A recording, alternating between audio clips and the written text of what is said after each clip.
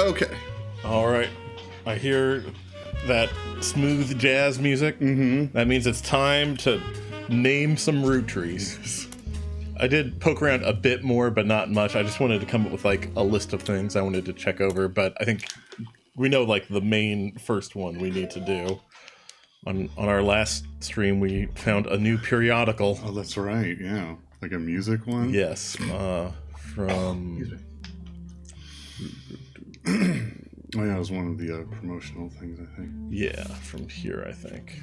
There's a review. MMM. I think was like modern music or something like that. Yeah.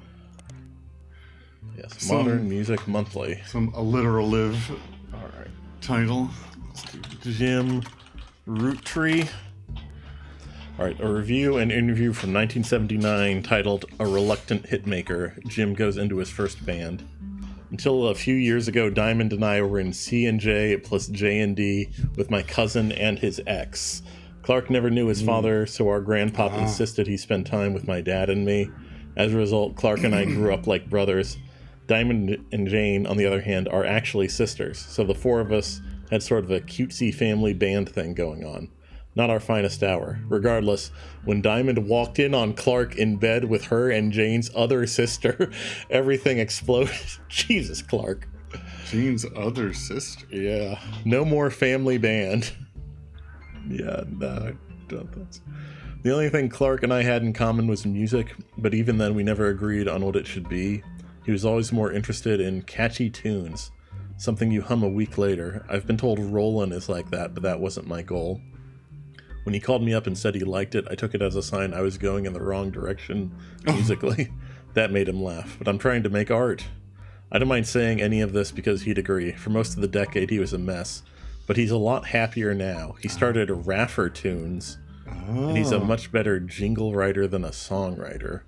One of the benefits of our fameless family is a massive company willing to be a client. That's also how my father was connected to Roottree. All of his old ad campaigns were hung on the walls over the record player, but I was never interested. I just went straight for the music. I guess Clark was paying more attention. Okay, so that might be... That gives us like a couple jobs, I think. Yeah. Let's see if I assume like advertising. Yes. Okay. And then that sounds like that might be what Clark is doing now. Yeah. Okay. If we can find...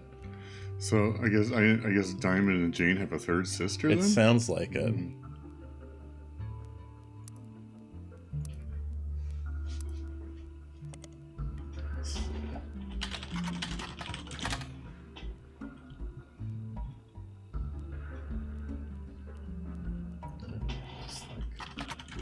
Sisters.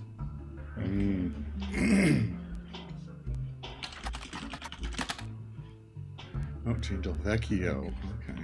Jane LaRue of the Lucky LaRues. Okay, this doesn't give us a third sister, though.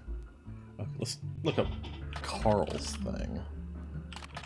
Raffer Tunes, I think it was. Yeah. Oh, we're getting evidence. Okay. A website about Raffer Tunes. Clark Rafferty LaRue's. Oh, he has a hyphenated name. Clark Rafferty LaRue's advertising firm. On it, there is an About page. You find a picture labeled The Inspiration for the Famous Super Bowl Ad Campaign. Below that is more detail. Clark was in a department store getting a family portrait with his wife and children. When his wife was trying to get his youngest, Katrina, to calm down for the picture, he had the idea for the Roottree Super Bowl ad. The photo is now in your evidence. Huh. Yeah. Did he remarry Jane in that case, maybe, and then took her surname? I was thinking the third sister he was having an affair with. Oh, that makes more sense, yeah. Oh, this must be Clark now. All right. Yeah. He found this photo on the Raffertunes website. It was labeled The Inspiration for the Famous Ad Campaign. Clark was in a department store getting a family portrait with his wife and children. While his wife was trying to get Katrina, his youngest, to calm down for the picture. He had the idea for the Roottree Super Bowl ad. Okay. So that's Katrina down there. Yeah.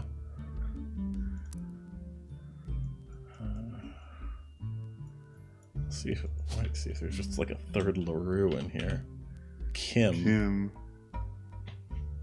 Then we have Jessica and Katrina Rafferty LaRue. Okay. So, I think that was the order. Yeah.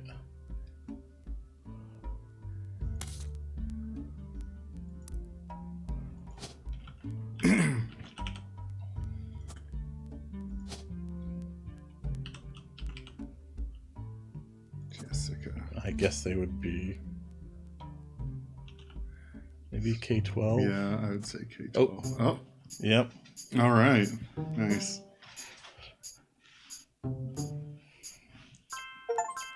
Elias, Wolf, Clark, and Jessica. I forgot we hadn't had Wolf locked in yet. I guess not. We got the bonus picture down there. Okay. Guess we can put Kim's picture in as well. Oh, yeah. There. Oh, the other picture for Clark, I guess. Yeah. Here. The most handsome picture. Yeah. He's not one of these. I think that one? It could be him, yeah. I think that other picture is like Jim's other picture. Oh, yeah, that makes sense. That wavy hair. Yeah. So dreamy. Okay. Well, that solves most of that. I might search for Raffertunes and some of the other periodicals just to see if we have. Yeah, maybe Business Watch. Yeah. Okay. All right. The second thing I wanted to follow up on was, I think, this area. In Carolyn's book, I forget what it was called. She talks about a Dr. Wilson. I think that was this woman's husband. And I don't know if he'd show up online, but I could see him showing up in like the newspaper maybe. So I was wondering if maybe we could find some info. Dr. Wilson? Way. Yeah. I have the name of that book copied still. Yeah. I just wanted to double check. Yeah.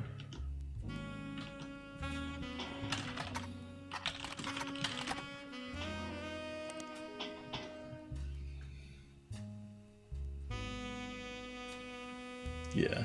She especially dislikes her brother-in-law, Dr. Wilson. She calls completely bogus. Oh, yeah. All right, let's check the Butler County Times for Dr. Wilson. Okay. Dr. Stephen Wilson does not have a practice in Butler County. It seems he operates out of Warrendale, which is somewhere between Butler County and Pittsburgh. He does still advertise occasionally in the Butler County Times, calling himself the pediatrician to the stars. Okay, so maybe he will be online. But we have his full name now, so that should help. Okay. Oh, yeah, and we're getting a JPEG. Nice. Dad best.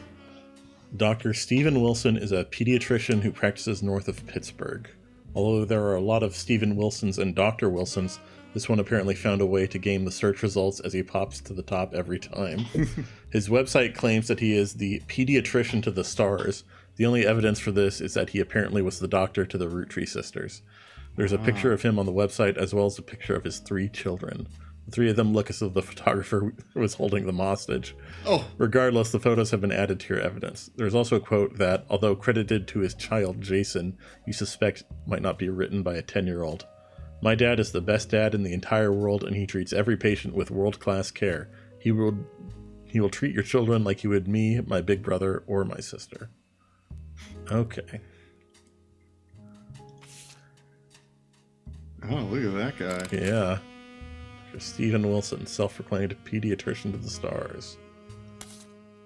Oh, here's... Oh, yeah. They are...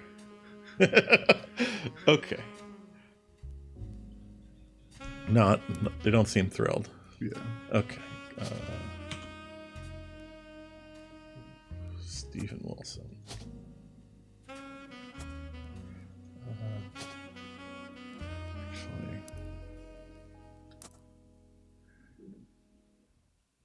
not sure which one is older between those two. Yeah. This one's graduating, it looks like.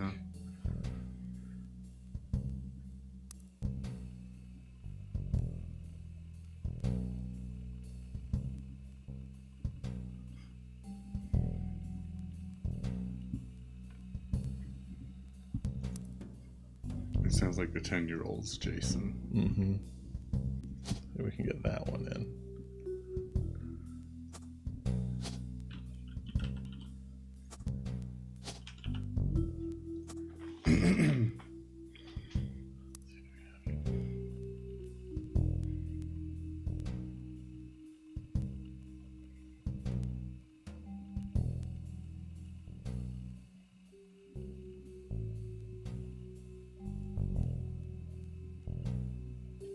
Yeah, I'm not sure what order to put the other two in.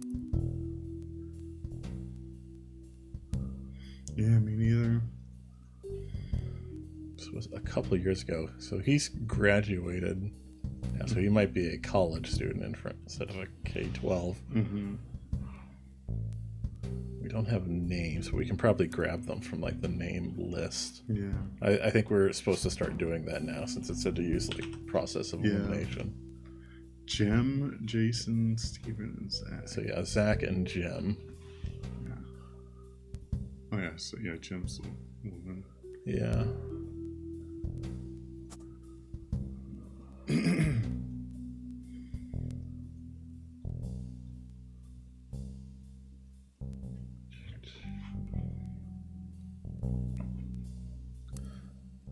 I guess we might just have to start looking at photos and trying to figure out who's older than who, because that might also be what we're supposed to do here. Uh-huh. I do think this one looks older than this one. Yeah.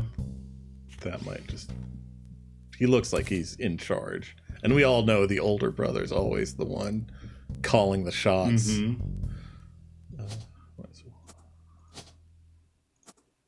Yeah. I don't think we have enough names to check, so I don't know if that's right or wrong. We also still need that baby's name. We do need the baby's name.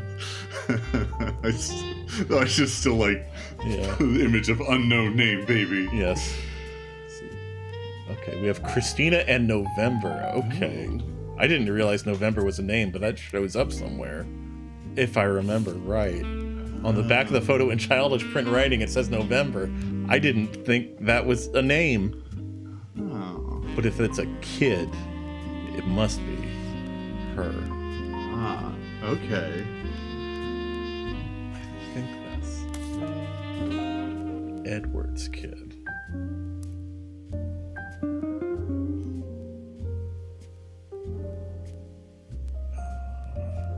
Here. Okay.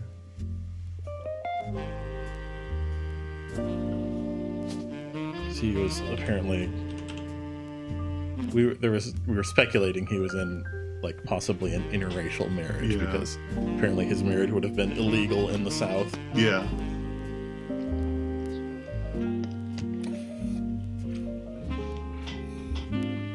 But we don't have an occupation for her yet because that's an old photo. She's probably not a student anymore.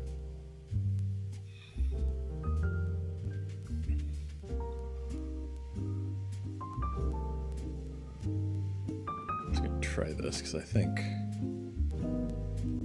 guess he's older since he's probably in college.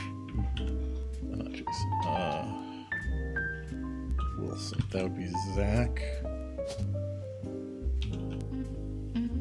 Oh, yep. Oh, nice. I wonder if that means the RRs must be right. Yeah, it must be. Yep. One of them. Oh yeah. Only one. Uh-oh. Oh, maybe I have the job wrong. Oh, yeah. It must be. Yeah, we were kind of flip-flopping on what to do with that. Let me get her and... Jim. K-12 probably. Let's see. I was thinking director or media mogul. I don't know. Yeah, let's switch it to director. Because he's definitely described as a director. Yeah. Okay. Unknown baby. Unknown name baby. Mm-hmm. Like a baby's an occupation. We have a lot of spouses we can probably nail down through names. Sam. Okay, I was confused because her mom's Sam as well.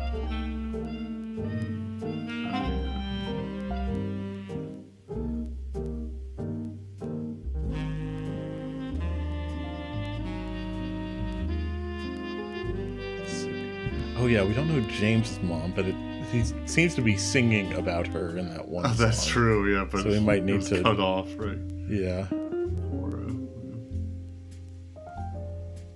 Okay. I'm trying to remember if Lauren ever mentioned her mom's name in one of the diaries.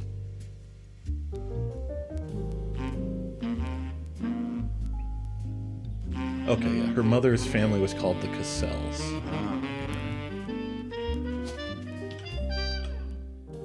Must be Sarah Cassell.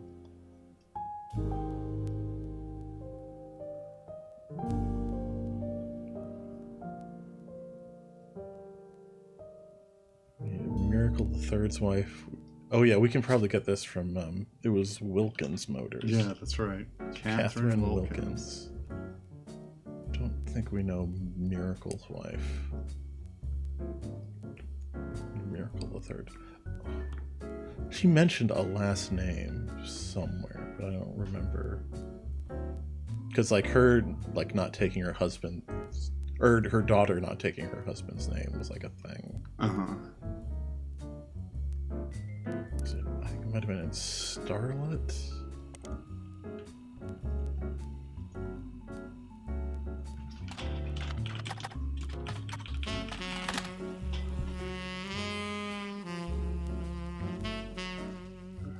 Name.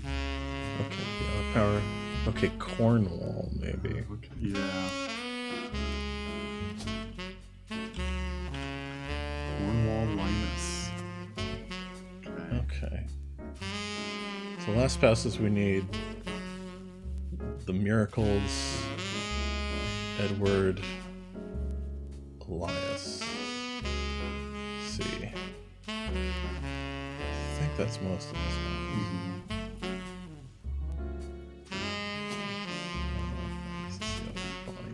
Yeah, red hair. Yeah.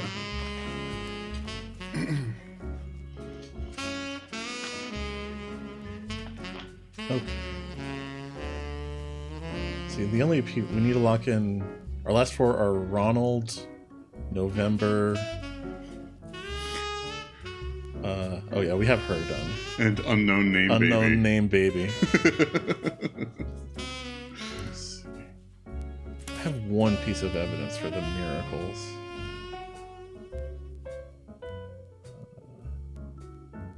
Yeah, here. It's the Power of the Lord in the Summer '96 3 Generations of Miracles tour, featuring testimony from world-famous Miracle Jr. Special appearance from Miracle Roottrees in his 68th year on God's earth. Children now welcome. Celebrate with your pastor, Miracle Third, and his wife, Nicole. Okay. Oh yeah, I think we heard this before, but we couldn't figure out. There were like a couple Nicoles, so we didn't put it in.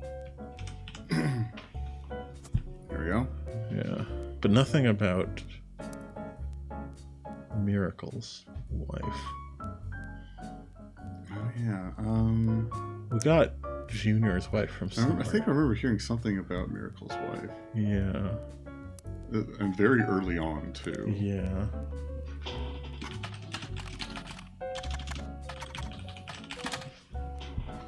Miracle Network. Run by Miracle Roottrees Estate. It's quite bare bones. That's the following blurb. Witness the testimonies of the Miracle's root tree. Miracle arrived so late in his mother's life that doctors swore he wouldn't survive his first year. His mother and father, Elias and Gwyneth, named him Miracle because they thought him impossible. He was younger than his brothers and sisters by over 14 years. Birthed that late, the final child of his generation was nearly torn apart by countless health problems. But so with the power of God on his side, he persevered. He triumphed over these complications and even regained his sight to spread the healing word of the Almighty. 23 years later, Miracle Roottrees Jr. arrived. became the famous family's second vessel for the higher power. 18, he unburdened himself of the Roottrees name, took his father's testimony to a whole new level. Via the power of television, Miracle Jr. spread the gospel across the entirety of New England. He has since left the life of glamour and glitz behind to reach those places that need it most. The power of the Lord coming to a town near you.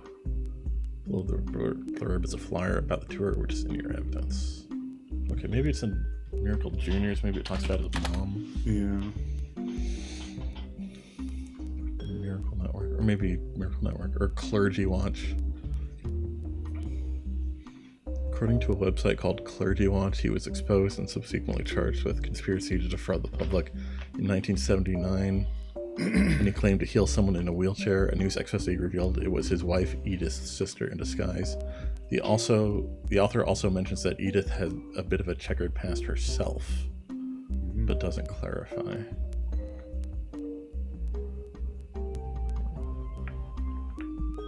Maybe check on Edith. She might link to something if she has something to search on. But I don't think we did before.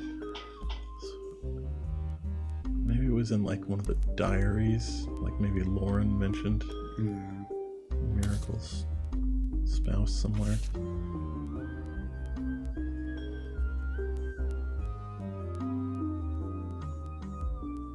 I guess we can see which ones still have.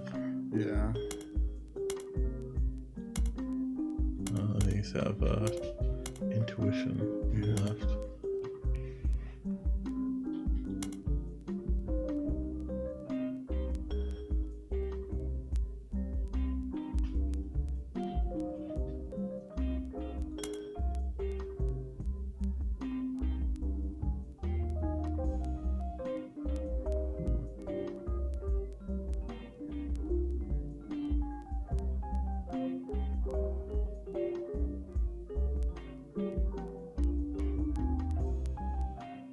Stuff about Miracle's kids, but yeah, this is Clark getting married. Yeah, his first wife. Maybe the third one's gonna stick around for a bit. They've got a couple kids.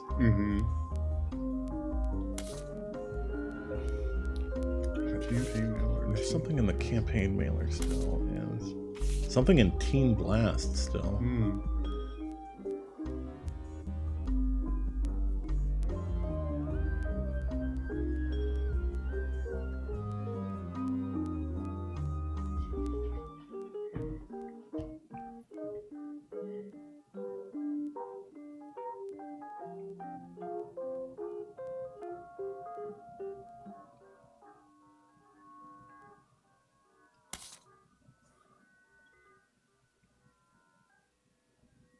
Yeah, those are the only things we have intuition on. All right, let's look for Edith.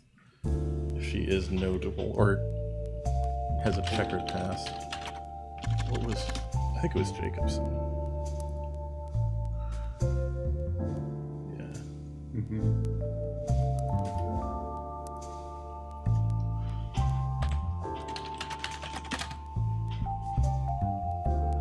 Okay. So Butler County Times.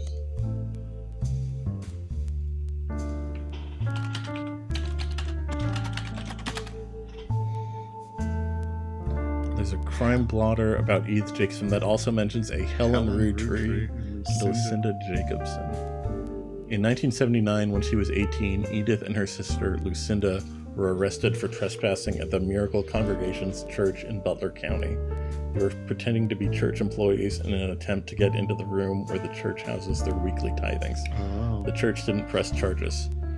They were caught by Helen Roottrees, who was there at the time while her husband Miracle was away preaching. Helen Roottrees was quoted as saying, "Jesus forgives, and so do we. The Lord works in mysterious ways, and I am confident He has brought these young women to us for a greater purpose." Okay. Helen Roottrees, then. Yeah.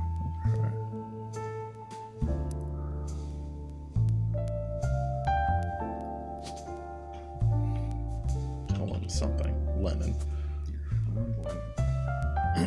Okay. What are you doing, baby? Unknown name, baby. How many Roottrees do we have left? Just Christina. Does this look like a Christina? looks like an Ewok. It does look like an Ewok.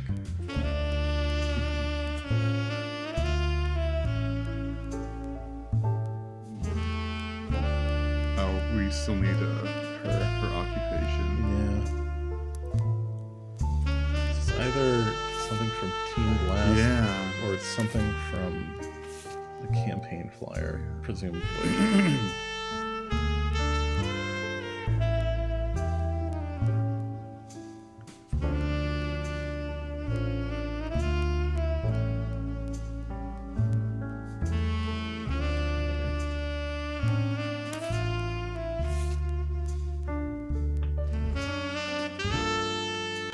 Oh, this might link to Ronnie, because we haven't locked him in yet. Or whichever brother we haven't locked in. Oh, yeah. Because I remember that's Brother Triple Team. So let's look at the flyer. It's an article in the Butler County Times.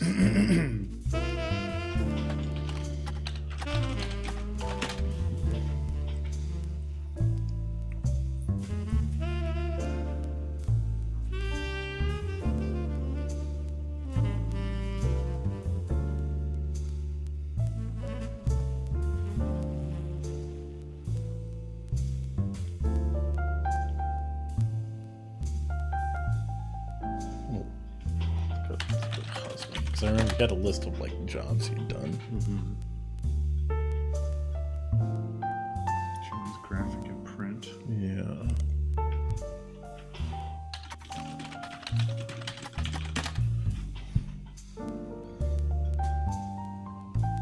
Okay. Jones Campaign Mailers, Candy Company, Miracle Network.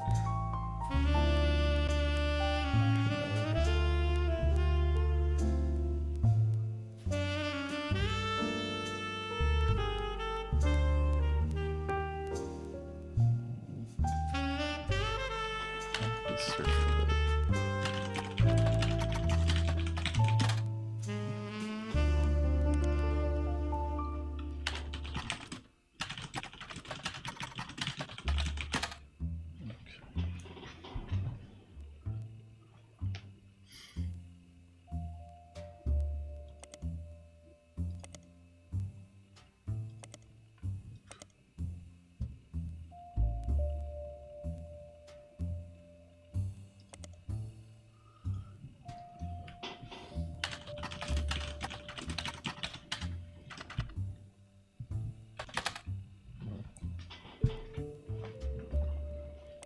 We searched for this play before. I don't remember if we found anything. Did we search for November Roottrees? Oh yeah, I have it. I should probably just do that. I didn't. Okay, but maybe in the Butler County Times if she's local. Yeah.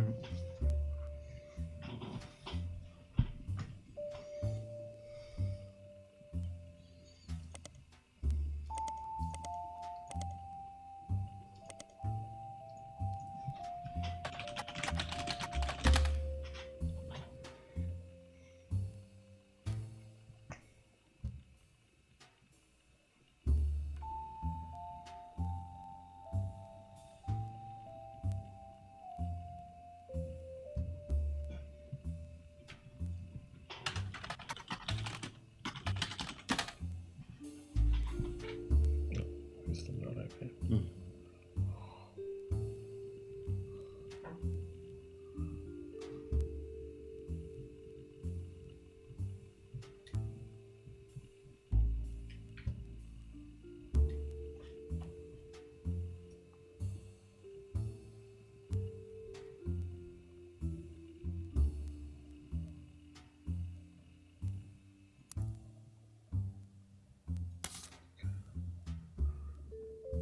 Yeah, we have Carolyn's picture here, but I guess it doesn't have any intuition, so that might not be the lead.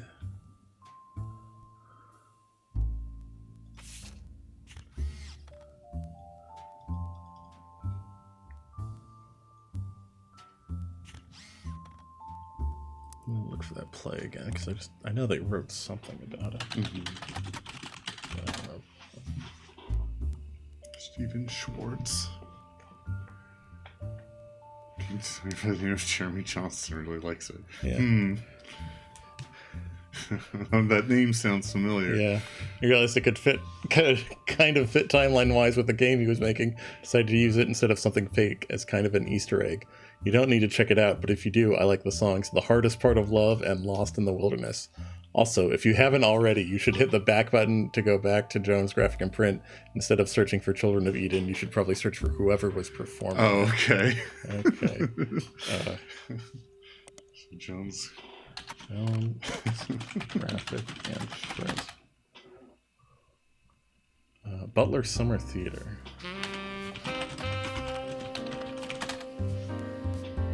Butler Summer Theater performs plays and musicals during the summer. Makes sense. As it is not summer currently, their website has a thank you message. Thank you for making our 1998 season such a success. Stay tuned for announcements about performances in 1999. The website lists the credits of a musical, which seems to be the final show they performed last season. There's a cast list, but none of the names seem relevant. Below the cast, it lists the crew, and 2 things stand out. Posters and additional set design elements by Jones Graphic and Print, and choreography by November Studios. Okay. Sounds like a dancer. Yeah. A local dance school. They advertise lessons for ballet and jazz classes. There's hardly any other information available. But that's enough for us, probably. Yeah. We do have dancer. Nice. There we go. Yeah.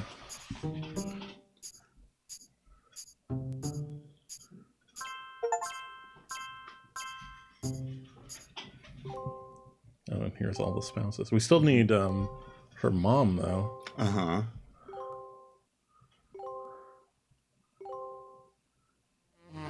We got. Oh. Top secret. To my genealogy genie. If you're reading this, it means you've locked in 49 blood relatives. Congratulations. I knew you could do it. There are 2 more entries on the family tree I'd like you to consider.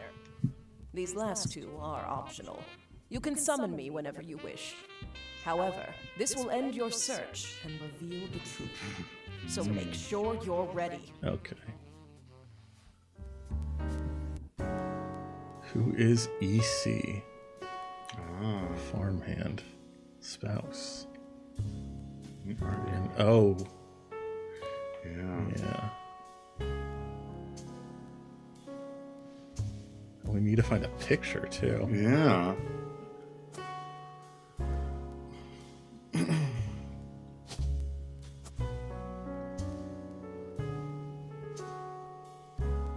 Oh, I still have Clark and Jim screwed up, I guess. Oh. There you go. Never got those 2 straight. We still need... I guess this is a real process of information, but there should just be... Oh, we don't have either of their ones. Oh, we still need James. Yeah. Or before we figure out EC.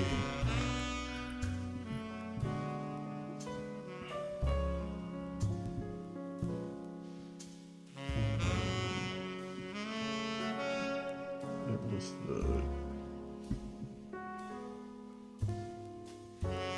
Cherry Tree song.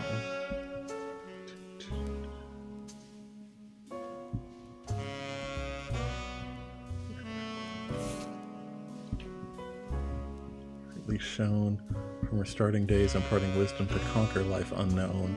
Though someday she depart, in part I'd never be alone. In my heart, I'll always be the son of Carl Malone. Yeah, he has like kids everywhere. That's true. It's my understanding. Who do we still have? Unknown male, unknown female. See, Joan, it must be. Because April Quaritch is just a pretty awkward rhyme with the rest of that. I guess April would go here then.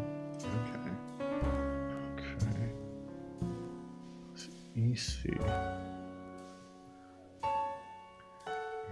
Whoever raised Sam. Yeah. talks about the two farmhands Sam was raised by in Lauren's book, and I think the other one was named John. Oh, okay. And they mentioned like confirmed bachelor. Yeah.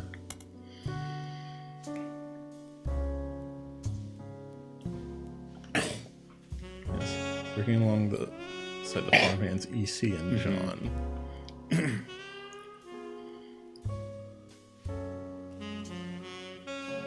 in the records.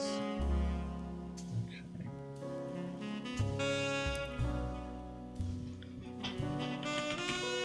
Yeah, and we have to type You have to these type in. them in. Okay.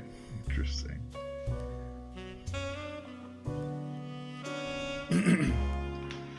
I guess we need to find a picture too. Yeah.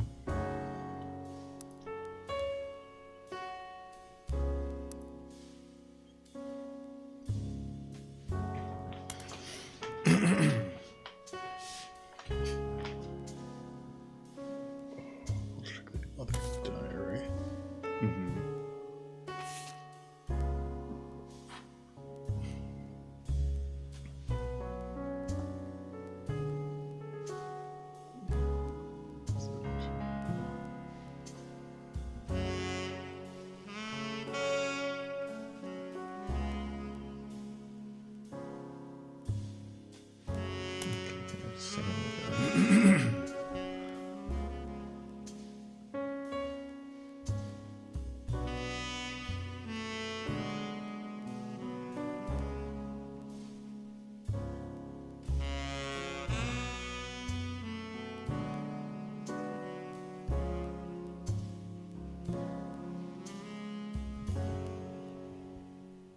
Sam had to grow up in a house with him and his roommate, Mr. Miller. Ah, okay. Okay.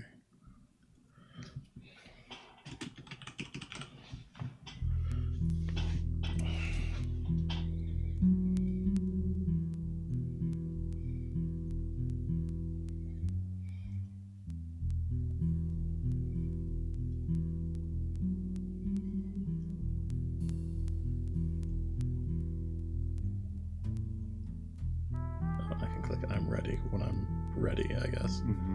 But I am not. Okay. I don't think we have any intuition now, so we're like flying blind.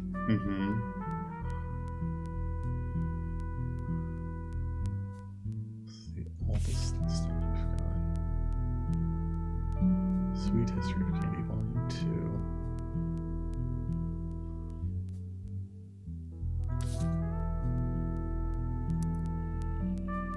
Farmhands. There. Nice and Gwyneth. Interesting. She had no brothers. So it's not one of her brothers. Yeah. So as long as she married.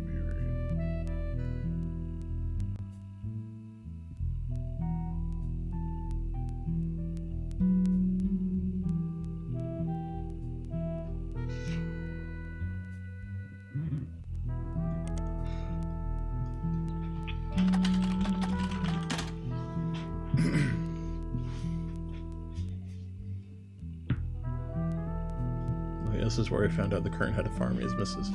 Control.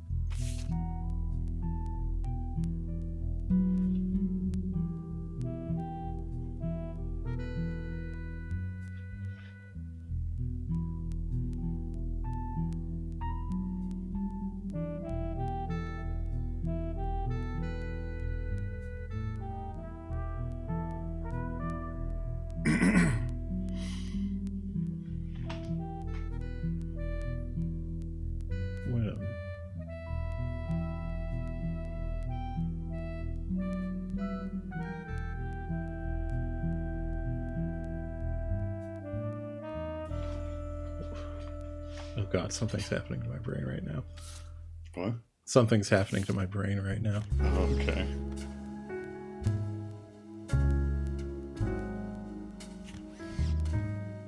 Miracle 68. So he was born in...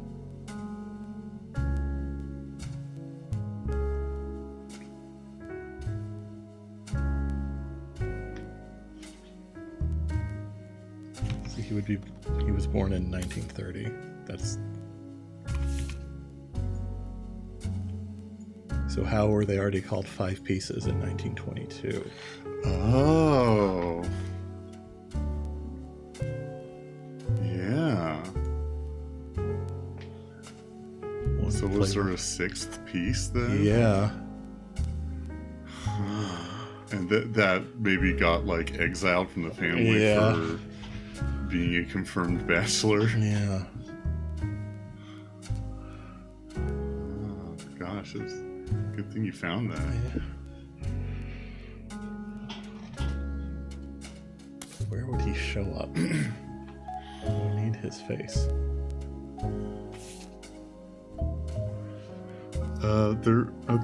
There is a... Yeah, there's a couple guys back there. Yep, Oh my there you go. And there's also a guy, you can't see his face, but there's a guy to the right of Miracle as well in the background. He's just kind of facing to the side. Yeah. Okay, but we still need a name. Yeah, there was something in one of Lauren's diaries about the names. Oh, that's right, yeah. Oh wow, we can... I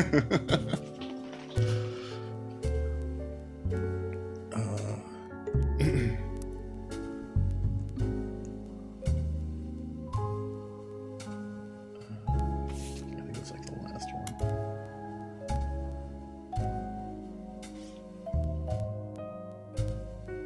Oh no, this was the one where some girl came up to her and said they had the same daddy. Which might be relevant to something. Oh, here's the names. Yeah, she got a piece of mail for Edward Clancy Roottrees. Oh, there you go. That's it. EC. Yeah. Got my father's name backwards. Yeah. Well... Let's try it.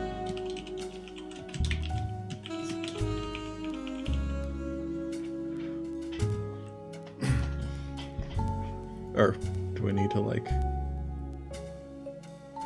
do it like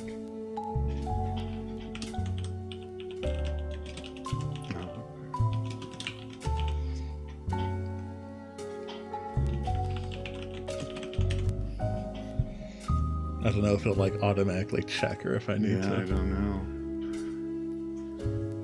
know. I wish Jeff was around. He's finished the game. He might be check for us.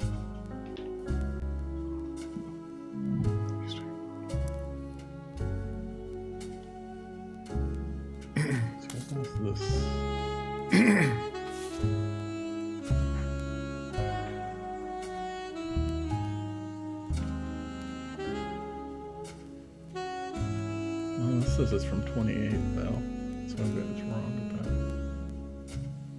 that. Well, Miracle's still born in 1930, right? Or maybe that flyer was a couple years old, but even still, like, if he was just born in 28, they had 5 pieces in 1922. Okay. So I'm still fairly confident in that reasoning.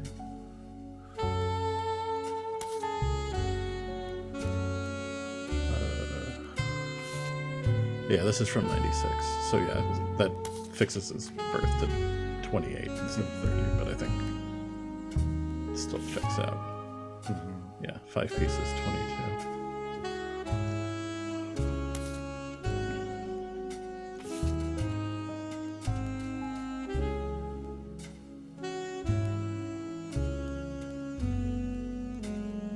Yeah, 6 years after the debut of 5 pieces. Yeah. Even here, it's like they're introducing a piece. I don't know why that didn't jump out at me. Yeah, that's right. Gosh. Let's hit I'm ready.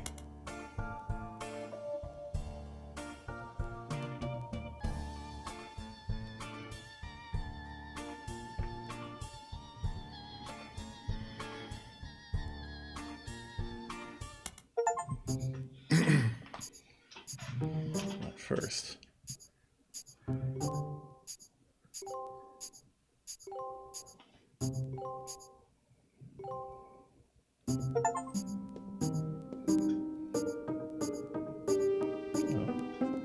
Filled in the entire family tree. I got an achievement. Oh, it did turn yellow So, for him. you thought Yeah. EC was Edward Clancy Roottrees, and his partner was John Miller? That's exactly what I needed to hear. Okay. I'm Sam Madsen. Okay, known it's okay. Sam. As Samantha Roottrees. Yep, I got old. The only picture you have of me is from 40 years ago. My book tells the truth about Elias, the 5 pieces, and my parents. Not my biological parents, Elias Jr. and Patsy. My fathers, Edward Clancy Roottrees and John Miller. By now, you've either read Lauren's diaries, or you're just an incredible guesser. Lauren was right. Those diaries. I hated the 5 pieces. She just didn't know my full reasoning. My father, Edward Clancy, was a great man, but his identical twin Clancy and his father, Elias, were not. Okay, so that sort of explains the name. I guess they were twins and they're just like... At age 16, my father was caught kissing a farmhand. Back then, they wouldn't even acknowledge gay people existed. Having one in the family was unthinkable. The same year, I was born. A bastard granddaughter. 2 stains on Elias's perfect family. He decided to fix both. They tried to erase Edward Clancy. They even removed his 5 pieces flavor. Yeah. His name was there a was dirty word. different 5 He pieces in became it somewhere. Easy. Okay, we did find volume 2 of that candy history. Oh, Maybe we okay. didn't. I thought we searched for volume 1, but maybe we didn't. Became EC. We were sent to the farm, and the 5 pieces did their best to keep the next generation away, to isolate me from family. But Elias couldn't erase us from existence. Laura never realized I was the little girl from her diary. Oh yeah, your pop is my dad. Who could blame me for being so confused that day? Her father was an exact copy of mine, except without the beard. Okay. Yeah, While very the different. 5 pieces celebrated a new factory, farmhands did the real work. It's a fluke there's a picture of my father at all, but there he is in the background, the 6th 5-piece. Patsy returned, and things got complicated for Elias. Oh, She fought this is for also my something we freedom, didn't find. from a Yeah. life she deemed unworthy.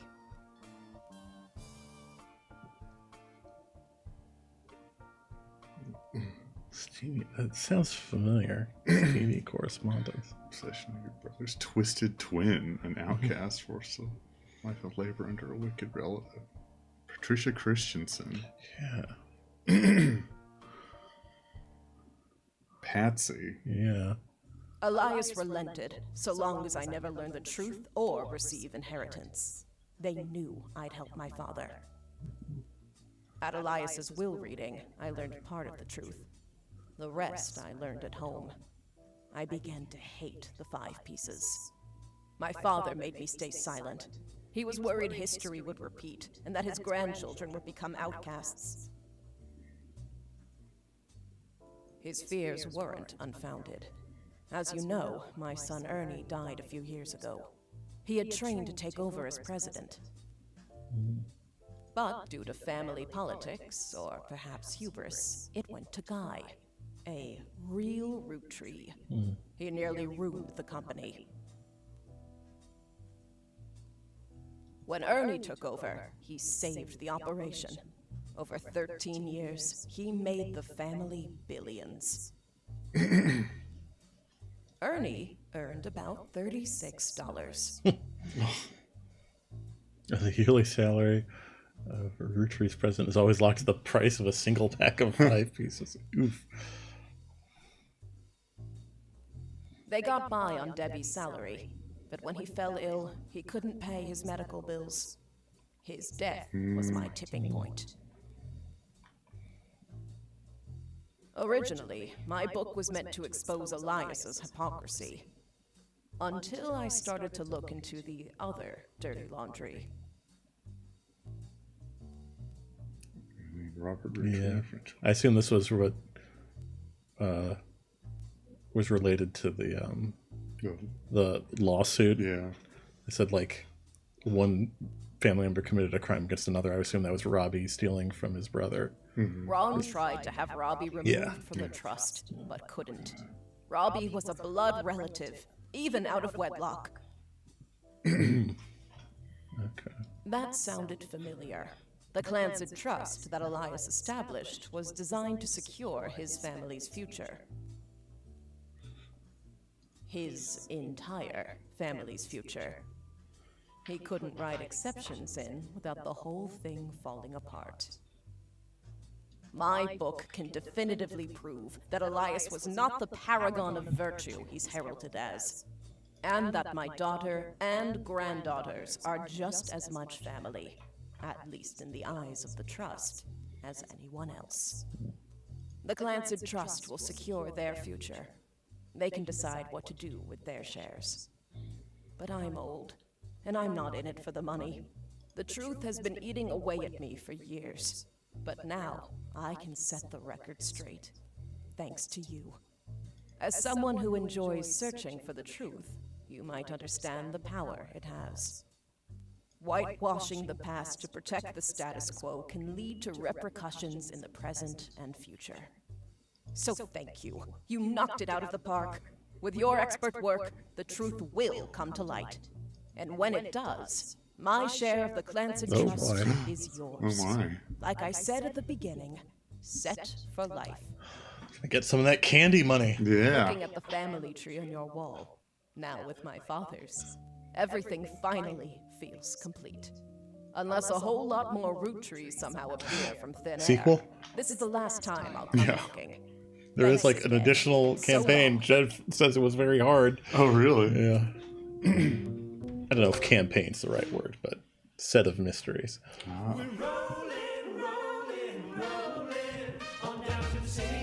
No, that is it. Yep.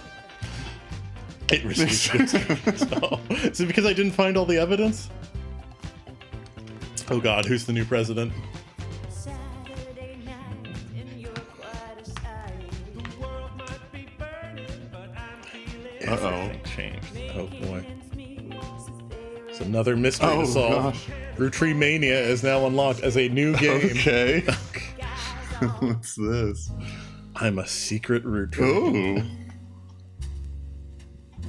Yep. A whole new mystery. Okay. Let's see. Oh, I wonder if we can continue this just to see the evidence we missed.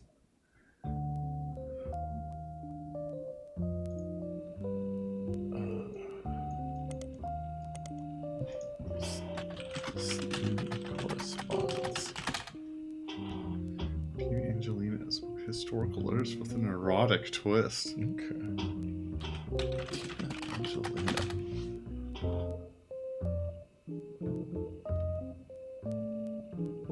I feel like I remember hearing the name Steamy Correspondence somewhere, but I don't remember Tina Angelina anywhere.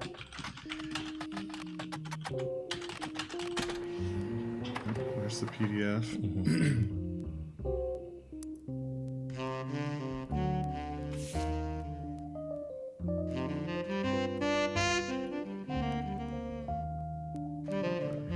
Oh, it's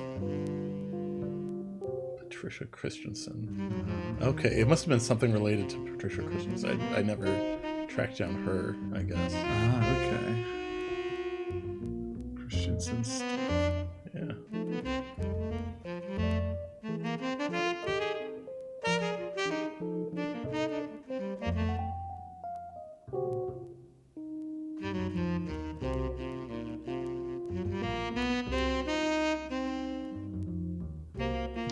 Not for story. Yours and mine would be the most tragic tale ever told. How awful it is that such a beauty was ripped from its rightful fate, or sent to live in possession of your brother's twisted twin. Left an outcast, forced to live a life of labor under a wicked relative. It's like something from the start of a children's fable. She deserves not the life he has been sentenced to. I can't stand to be apart from you both. Someday I shall return to you, and I pray that he has not corrupted her from all his sins. So rather than on that joyous day, with all the strength I can muster, I will fight for our child's freedom.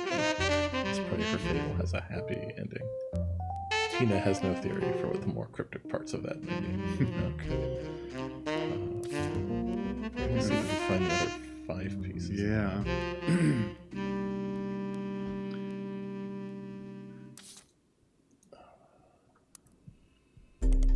Yeah. Those. Charles Lee.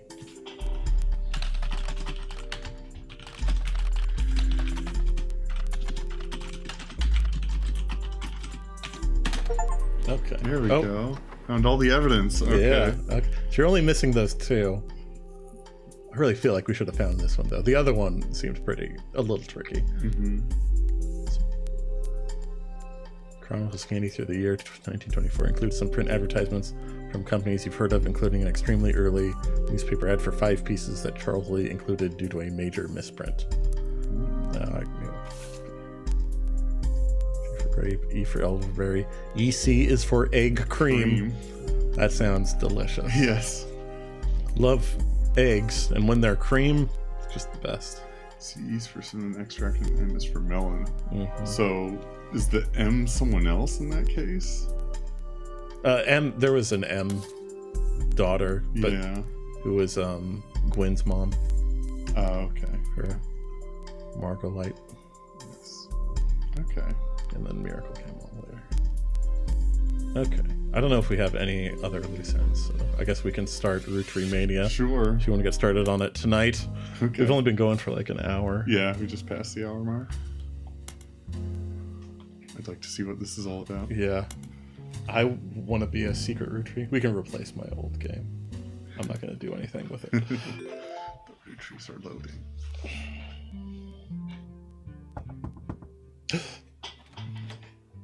Who's Nope. this? I Hi. think It's that's Clark, Clark. yeah. Yeah. Probably not who you expected to be knocking, but life's funny sometimes. You've done well staying anonymous. It took us a Uh-oh. while He's here to track kill you me. down. Yep. A lot has happened in the last year. Far too much of it public. But there's stuff going on behind the scenes, too. I never wanted to be president. Oh, he's Great president. stress.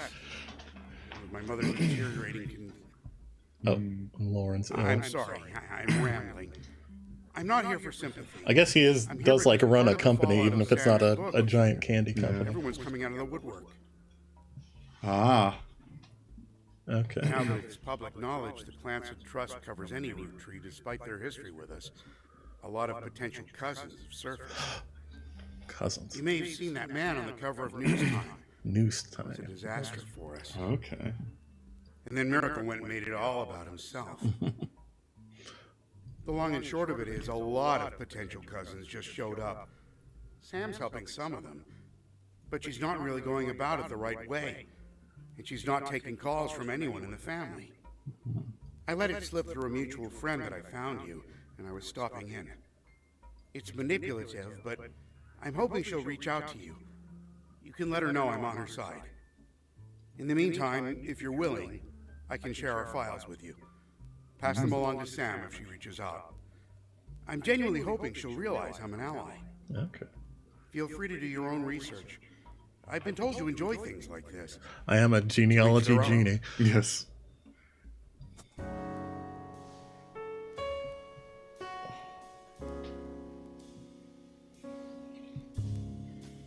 Okay.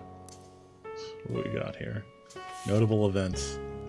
6 pieces. Yeah. The Roottrees Rift. Clark Rafferty LaRue. 5 Ps. Roottrees Mania. And Anonymom. Oh my. Okay.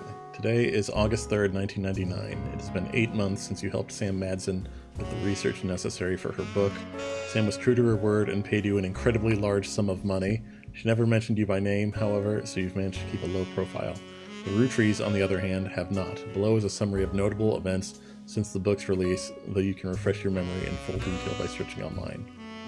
Sam Madsen's book about Elias Roottree was released in February. It was a bestseller for a few months. At the time, Carl had not yet been replaced.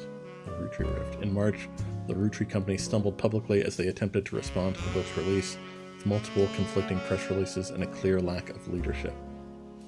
Clark Rafferty LaRue. Clark was announced as the permanent successor to Carl Rootree and welcomed Sam Madsen to the family officially. The company hired an outside legal group to handle the changes to the Clancy Trust. This included any other new questions of lineage. 5 Ps. After this announcement, there was a rash of different people claiming to be Roottrees, mostly dismissed as opportunists and scammers. The highest profile of these, by a wide margin, was a rapper named Felix Fellows, who changed his moniker to 5 Ps as a publicity move at the same time. 5 Ps is the only notable person on the updated tree. Rootree Mania. In another high-profile misstep, Miracle Rootree publicly and vehemently denied that 5 Ps was a Rootree. The Rootree's legal team then offered to do a DNA test to get 5 Ps to drop his claim, and in a moment that caught what seemed the entire world by storm, the test proved he was a Rootree. Suddenly, the world was obsessed with the Roottrees. All right. Anonymom and Jane Doe Rootree. In July, an anonymous woman, who the press began to refer to as Anonymom, appeared in interviews with her face and voice disguised. She claimed that an affair with a Rootree led to the birth of her daughter, aka Jane Doe Rootree. If true, this would make her daughter yet another secret Rootree, and therefore entitled to a share of the Clancy Trust. Nobody knew it at the time, but this would turn out to be the last chapter in the Rootree Mania saga. As more and more of Anonymom's story came out, people began to notice how much it echoed 5 Ps in nearly every significant way. The court of public opinion began to turn, confirming the world's suspicions. The DNA test, orchestrated by lawyers on both sides, proved that her daughter was not a Rootree. This final event caused public disappointment, smugness from doubters, and countless accusations of the entire ordeal being an elaborate hoax or attempt at fraud. Things got a bit ugly, and the fun of Rootree Mania seemed to disappear overnight. Now, 2 months later, it feels like a distant memory. 5 Ps. Okay. Previously on The Roottrees Are Dead. This is a new investigation with a new focus. After many months of newfound interest in the Roottrees, it is recommended you try to catch up with some of what happened since last time. Some web searches may yield new or different results, and some books and magazines from your previous investigation may be relevant to your new one. It's also a much more widespread search. The list of first and last names you can choose from will contain red herrings. Not all of them will be used. Okay, so we can't just rely on those. Okay. On process of elimination. Below is a reminder of some of the most notable beats of your initial drive into the Rootree family tree. All evidence from before is still available, and for your convenience, any searches that do not lead to new information still function as they did during your first investigation. The Rootree Candy Company was founded by Elias and Gwyneth many years ago.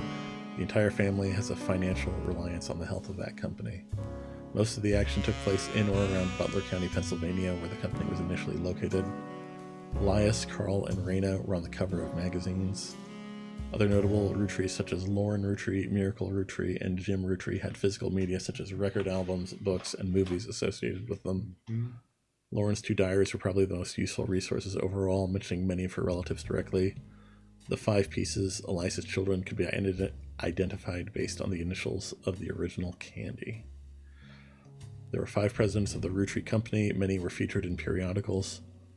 Caroline Morden, Stephanie Jones, and Brian Jones were featured in campaign posters and led to Caroline's art book, which enabled you to fill out more of the tree. Many of the younger Roottrees were found by following a complex rabbit hole through a conspiracy site that led to finding a searchable web address for Chris Rafferty, Lauren's grandson. Oh yeah, Chris Ref 75. Yeah. November Rootree was really difficult to place. The only hint was found via Brian Jones' company's website. Yeah. That was like the last one we did. Yep. Ronald and his brother Robert Rootree go by Ron and Robbie. Both worked on a TV show called Brother Trouble until Robbie embezzled money and fled to Paris. Ron unsuccessfully tried to have Robbie removed from the Clancy Trust. Sam and her father were cryptically mentioned in a book about historical letters. There were also a few dead ends and red herrings.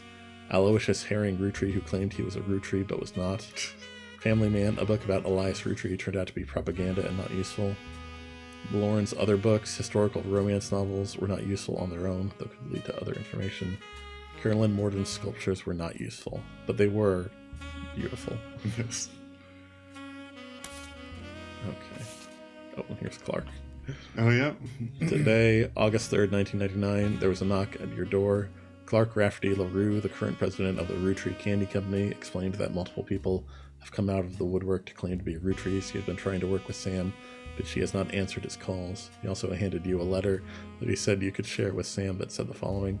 To both of you, the company I hired to help us with the Clancy Trust is busy pouring through the entire family's history, as well as people they may have had contact with. That said, the family is not particularly happy with this and are doing their best to slow things down. Many of them are actively avoiding our interviews. Every time there's a high-profile public case, it causes headaches, so please, I don't mind if you do your research, but I ask that you stop going to the press. Instead, we have a highly trained team of lawyers to back you up. We're ready and willing to verify anyone and everyone you believe could be realistically part of a relationship that led to the birth of a new root tree. Just tell us who to investigate by filling in the new sections of the tree, and we'll take the time to handle verifying that the timeline checks out. But keep in mind why we're here. If someone didn't have a child or has already been disqualified by our lawyers, like in the case of the girl with the negative DNA test, there won't be a place for them on the tree. We're not just looking for affairs and infidelities, we're only looking for the ones that led to potential new root trees. Some spots in the new section will be marked with a tree icon. Those areas are reserved for members of the original family tree you filled in 8 months ago. Just like last time, be sure to use birth names for everyone you add. Married names or nicknames won't be enough. To start sorting out the infidelities, I recommend you turn your eyes to the men in positions of power. I'd love to say that's only because it would have been a lot harder for the woman to hide 9 months of pregnancy and birth without the family noticing, but I can't. I'll be blunt. I'm no stranger to infidelity. I wish I could claim that I was a perfect husband, but you've seen the family tree, so why pretend? Some of us learned how to wield our family name and fortune to our benefit. Consequences be damned. I can't change the past or unhurt those who I betrayed. Instead, all I can do is be honest with myself and to you, refuse to make any more mistakes, and do my best to sort out the various messes we've left behind. So please fill in the tree. Together we can figure out how to begin to make amends. Good luck, and thank you both. Okay. We've got a new tree, I guess. Yep. Oh my god. Oh no.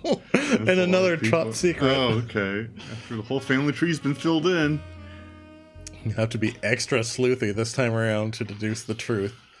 Pay close attention to what you find and be sure to look into loose ends. Okay. Infidelity. Okay, possible infidelity 2, possible infidelity 1. 19, and they have years. Yeah, 1921, 1949. Possible infidelity 3, 75 to 82. First affair, final affair. Oh God. Yep. First affair.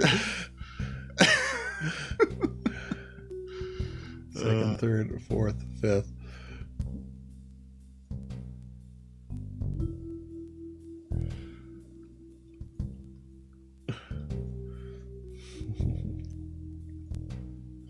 Okay. Yeah.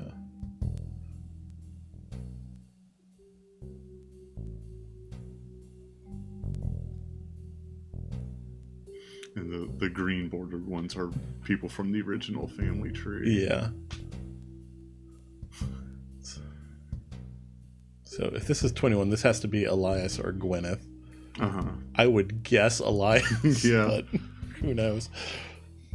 All right. I've got to dial up. Oh, yeah.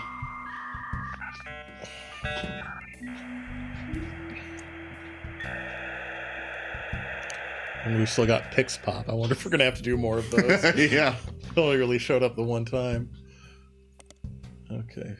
We've got all our periodicals still. Mm-hmm. All right. I think we start off with 5 Ps. Yes. Felix Fellows. Yes. 5 Ps, a.k.a. Felix Fellows, is a rapper who has found some recent radio play after being publicly confirmed as a long-lost Roottrie and entitled to part of their fortune. His alias, 5 Ps, is a play on 5 pieces. An article you find on a website known for their particularly harsh reviews of modern music gives his most recent album, Root of All Evil, 1 star out of 7 for whatever reason, with the headline, More poser than my action figure collection. The review mentions his real name is David, and he used to go by Dirty Davy. And the author roosed the fact that this rebranding was a blatant marketing stunt at the expense of his mother's tragic past. She overdosed when he was 16. Apparently only one of the songs on the album is new, and the others were simply rewritten to turn blatant references to sex, drugs, and violence into clumsy euphemisms. His rise to prominence was kickstarted when he appeared a few months ago on the cover of News Time, holding a photo of his mother with Guy Hudson. Oh, Okay. okay. At first, the Roottrees company denied it vehemently. Miracle Roottrees even appeared on the same magazine a week later.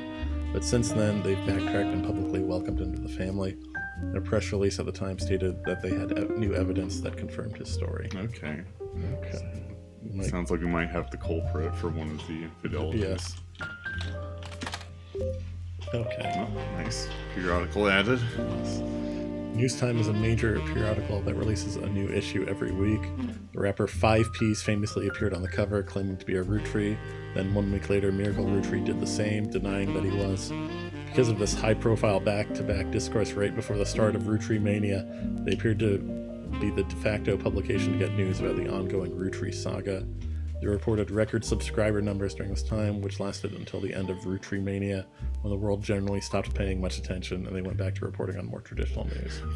News Time appears to be available via your periodical search. Okay. Miracle's still kicking, huh? Yeah, I guess so. Let's see, it's one of... I guess he is on the younger side of that generation. Yeah. Okay, this is the only notable person in the Oh, okay. So this must be... Oh, God, Guy, you got up to a lot. Okay, and we have we know it's a David. David, that's right. I don't think we know a last name. Yeah. Could be Fellows, but that could also still be a... Yeah. Okay, but we have News Time in our periodical now.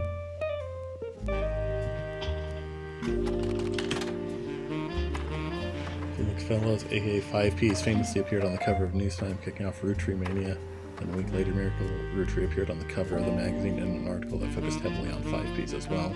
A summary of both articles, as well as a close-up of the photo 5 Piece is holding on the cover of his issue, has been added to your evidence. We got some more evidence. Okay. Oh yeah, there's Miracle. Yeah, there he is. Wow. Still kicking. There he is. Okay. Felix Fellows. Could this rapper be the next Sam Manson? 5 Piece, aka Felix Fellows, appeared on the cover of News Time holding a photo of his mother and Guy Hudson. The article concerns his insistence that his father was Guy Hudson. The story was dramatic and sensational and initially dismissed as fake until a DNA test proved that he was related to Guy Hudson. 5 Piece says that his mother, Joanna, was Zach Morden's secretary when he retired, and then Guy Hudson's secretary for only 1 or 2 weeks after that before she quit, the first few weeks that he was president. His parents divorced when he was 4 after his father learned of the affair. Felix and his mother then moved to Portland because she was afraid for her and her son's life. Jeez. He grew up with her until he was 16, but one day his mother never came home from the movie rental store where she worked the register. The next morning, they found her dead from an overdose in her car. She had stolen all the cash from her drawer and spent it on heroin. Ooh. As Felix went through her belongings, the only thing he had to remember her by were a hairbrush she always used, some photos, and a stuffed animal from her childhood. But then he found it, a box hidden in the back of her closet. Inside were love letters and photos related to Guy Hudson, as well as a letter from his father containing threats. Oof. He threw it all away, with the exception of the one photo he appears with on the cover of News Time. He says it was the only one where they were dressed. The only one not from the affair itself. The picture is shown in full inside the magazine. Was that evidence? The magazine also includes some additional history about 5 Piece's career. He was born Felix Fellows to Riley and Joanna Fellows, but is never rapped without a moniker. Okay, so Felix Fellows is his name, I guess. So, okay. He tried to find success by opening for other artists and even by selling CDs on street corners in Portland. He has only recently started going as 5 Piece to harness the power of his lineage. I love this lion tattoo, by the way. I just noticed that. It looks so distressed. Right. The writer did some research into the truth of these claims and was able to confirm that Joanna did work for the Roottrees company as a secretary sometime during the early to mid-70s. He also confirmed she died of a drug overdose and that Felix went into foster care soon after. They were unable to track down his father. They also reached out to the Roottrees company, but at the moment the company's blanket statement was, "This release of a recent book, Roottrees, has seen an overwhelming number of false ancestral claims. None have been factual and nearly all have been knowingly dishonest. We encourage individuals to reach out to us in an official capacity as opposed to attempting to use our name in the media for publicity." Okay.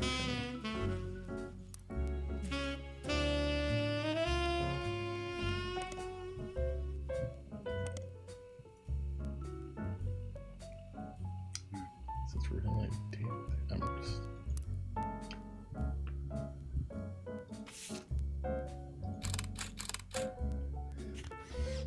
Roottrees family picnic.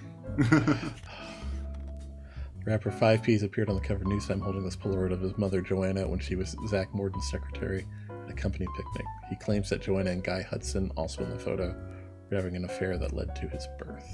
So we can get a couple here. Yeah. Jeez, Guy just... So this is Joanna. I don't know if we know her maiden name. Yeah. So her most recent job would have, she worked at a video store. I don't know. Yeah. Unless, yeah, retail probably. Yeah, retail, yeah. That would be I it. don't know if we know. And we don't know much about her spouse.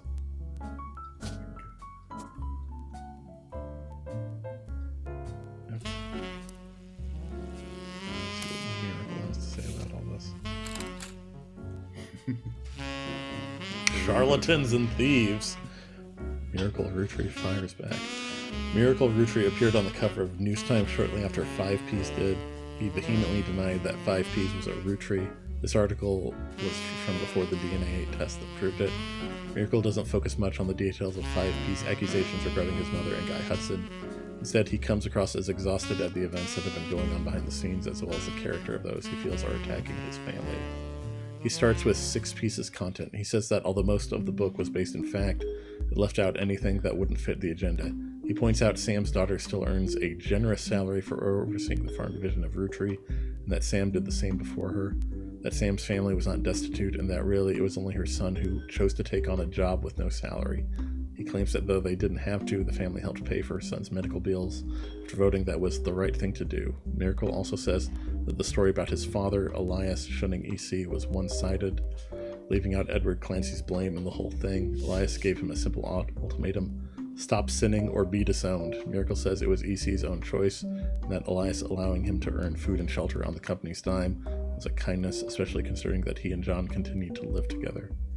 Miracle then pivots to the fallout from 6 pieces. He recounts a deluge of claims to the clans and trust that the family have been subjected to. He doesn't cite any specifics, but says that every time someone comes forward, the family devolves to arguments.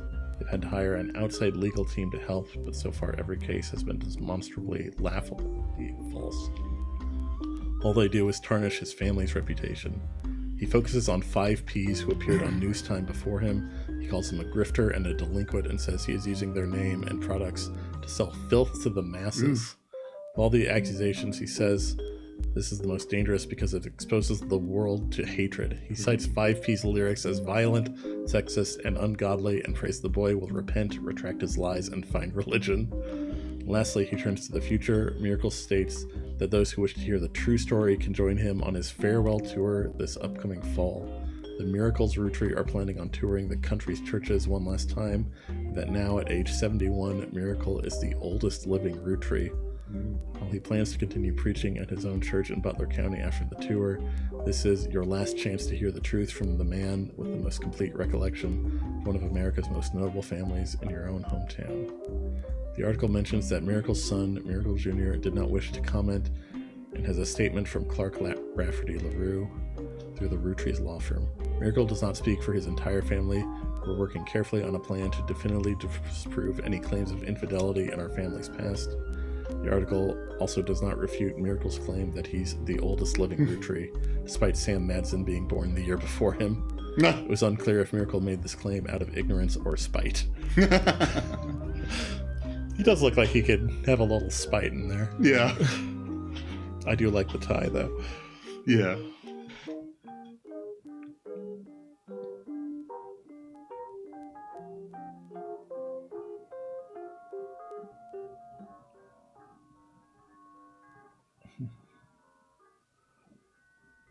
Okay.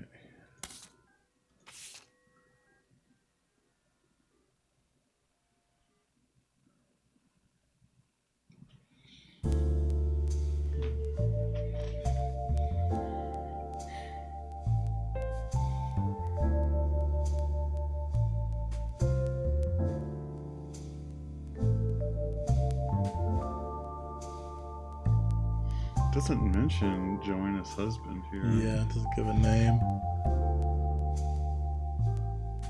Also, none of his songs are here. I was hoping Yeah. we could listen. Yeah, come on.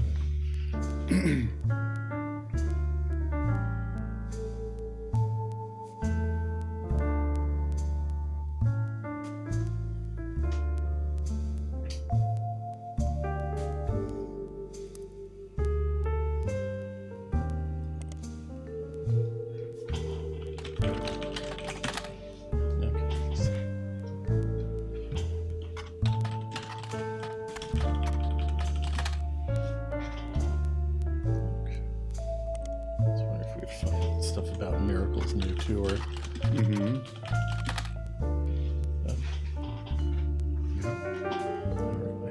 Seems Miracle Sr. is going on a new tour of the United States in late 1989.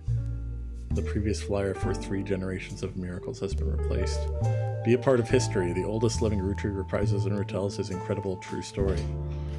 Miracle Rootree grew up as one of the famous 5 pieces, living a life of wealth and luxury, but fortune was nothing compared to the powerful force of the Almighty.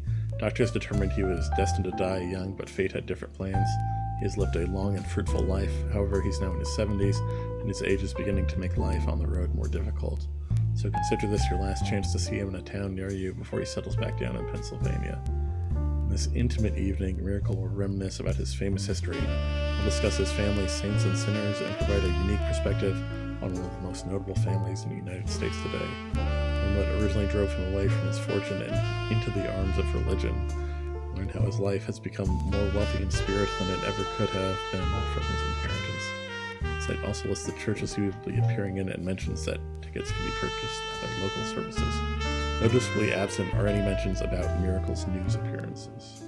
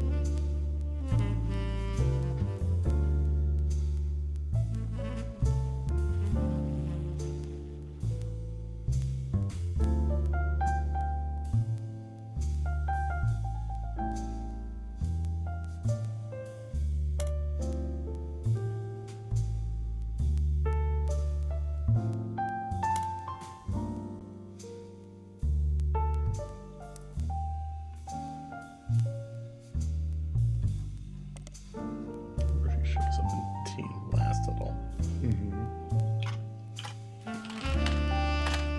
Oh, nice. Yeah.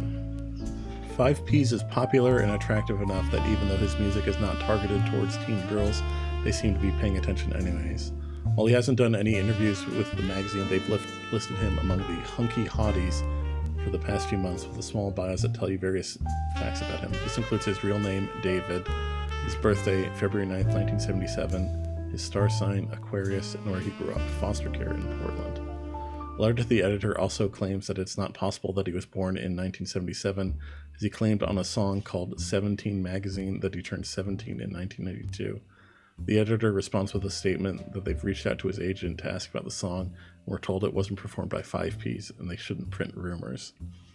Okay, so we're back to David now. Yeah. Just keeps going back and forth with this guy. Oh, and we know. Oh, I guess rapper isn't an option. Musician. Yeah.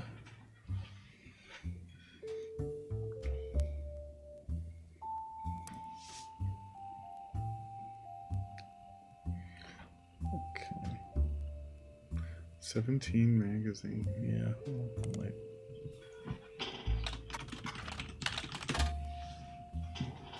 "17 Magazines," sometimes referred to as 17 Magazine, is the title of an unreleased and controversial song by Dirtay Davy. There's mentions of it on a few sites claiming that it was on the first release of his first mixtape, but was removed. There's no audio or visual evidence of it existing, but there are independent accounts from people who have claimed to have heard it. They do generally line up. According to their recollection, it was about many different loosely connected occurrences with the number 17, mostly violent. The intro states it was written on Davy's 17th birthday and involved a fictional but glorified series of murders at a fashion show for a teenage magazine with a similar name to the song title. The person doing the violence was apparently trying to beat Dahmer's high score. Jeffrey Dahmer had pleaded guilty to killing 16 people in 1992. Due to the major acts of gun violence in schools earlier this year and the subsequent backlash against violent music and video games, it is generally considered in very poor taste to bring it up. Most of the people that enjoy mentioning it online are either trolls trying to shock people or come from the morbidly curious corners of the internet.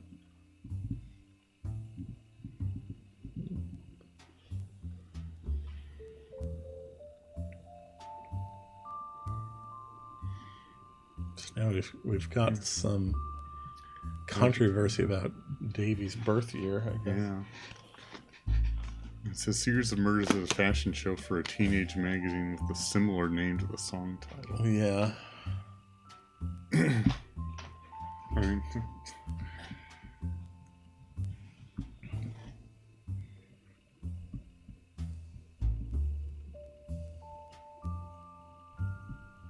If we could find that magazine. But 17 Magazine just brings this up.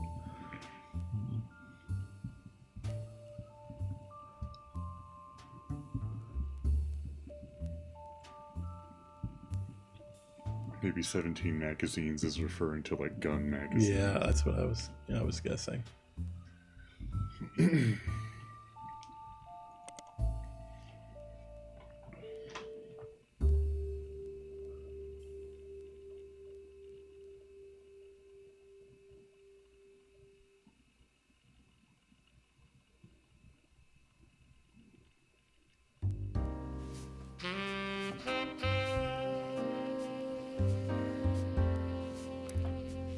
This say he was born.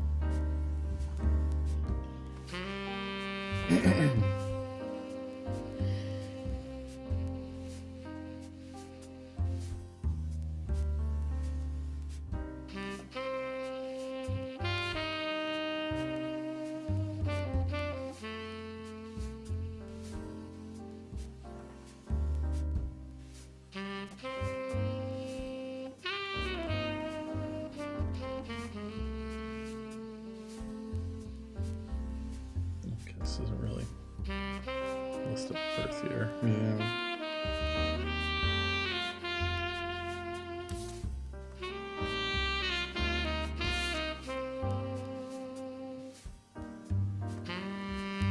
I think it does mention a window as to when his mom and Guy could have like conceived him. Yeah. Conceived him. Yeah.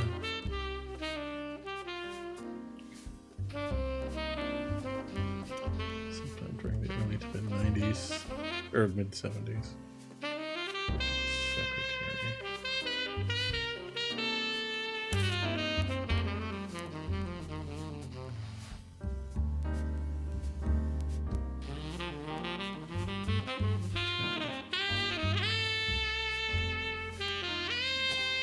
Oh, there's a new photo of Zach. Oh, Zach, yeah. Oh, yeah, I just noticed we have a new photo for Miracle, so we can...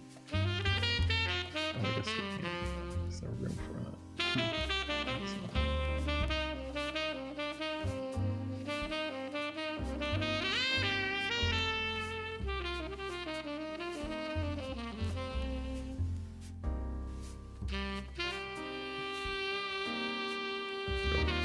The guy in here.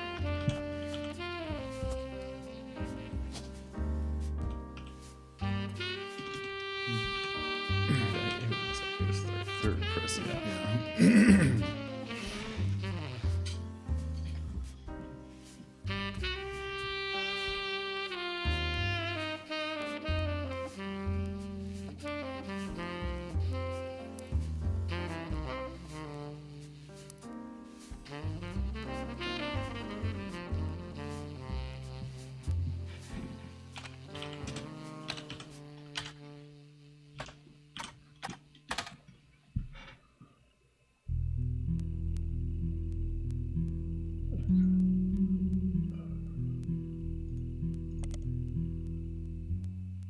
Okay, may now be irrelevant.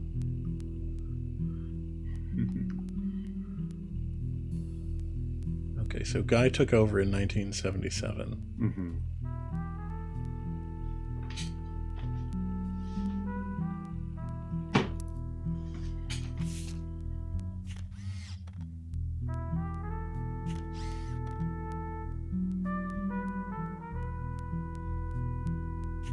This is when she was Zach Morden's secretary. So this Yeah. would be before Guy was president. Yeah.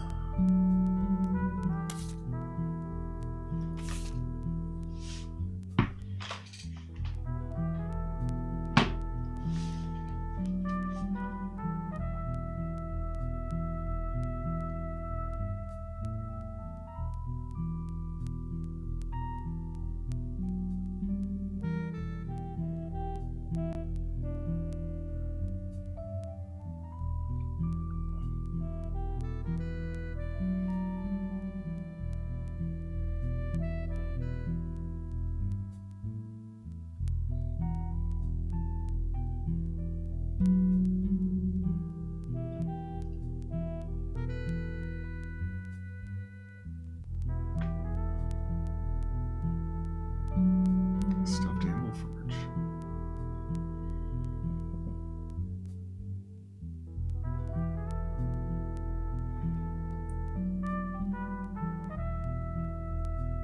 Oh, here, to Riley and Joanna Fells. There's Oh, the dad's okay. name. I don't know how I missed that before.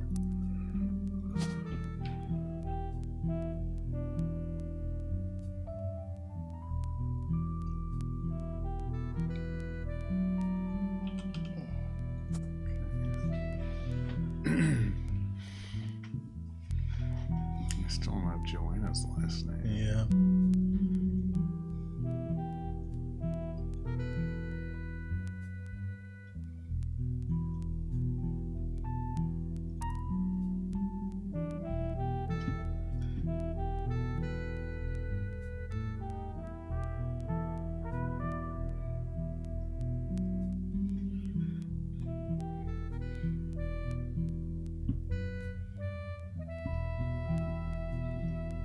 Roottrees company has a separation tender early in its 7 days.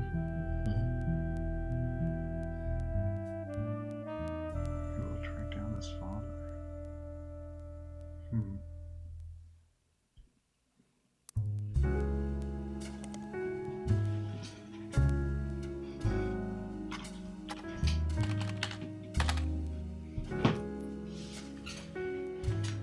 Oh, we could maybe look for this Yeah.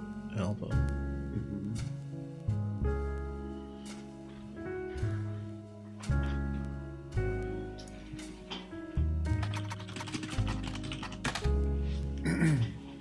The Root of All Evil is 5P's debut album. According to various sources, the album is mostly material that 5P's recorded for his mixtapes before he became notable, but re-recorded with the lyrical differences and professional production. All Your Problems was the first and only single released. After dropping the single, Five Piece announced he'd retained the infamous celebrity lawyer Stevie Whitlock to sue his family. To date, it doesn't seem like he's followed through. First, the single didn't make much of a splash, but Whitlock, known for publicity stunts, paid thousands of teenagers a few dollars an hour to call and request the video on MTV, which increased its profile. MTV eventually caught on and banned the video altogether, which in turn received national news coverage and made the song even more popular.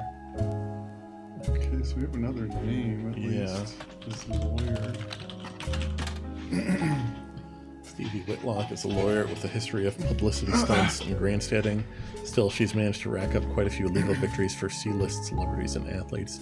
She became famous in the mid-1980s after successfully suing a multinational sandwich company whose 12-inch subs were actually an average of 11.5 inches long. I can't believe it. Stevie argued that since the company sold 1 billion sandwiches per year, this was enough missing sandwich to make a sub long enough to span from New York to Los Angeles. The jury awarded her a paltry $5,000, but the news coverage of her crusade turned out to be priceless. Unfortunately, none of this seems to be related to Roottrees.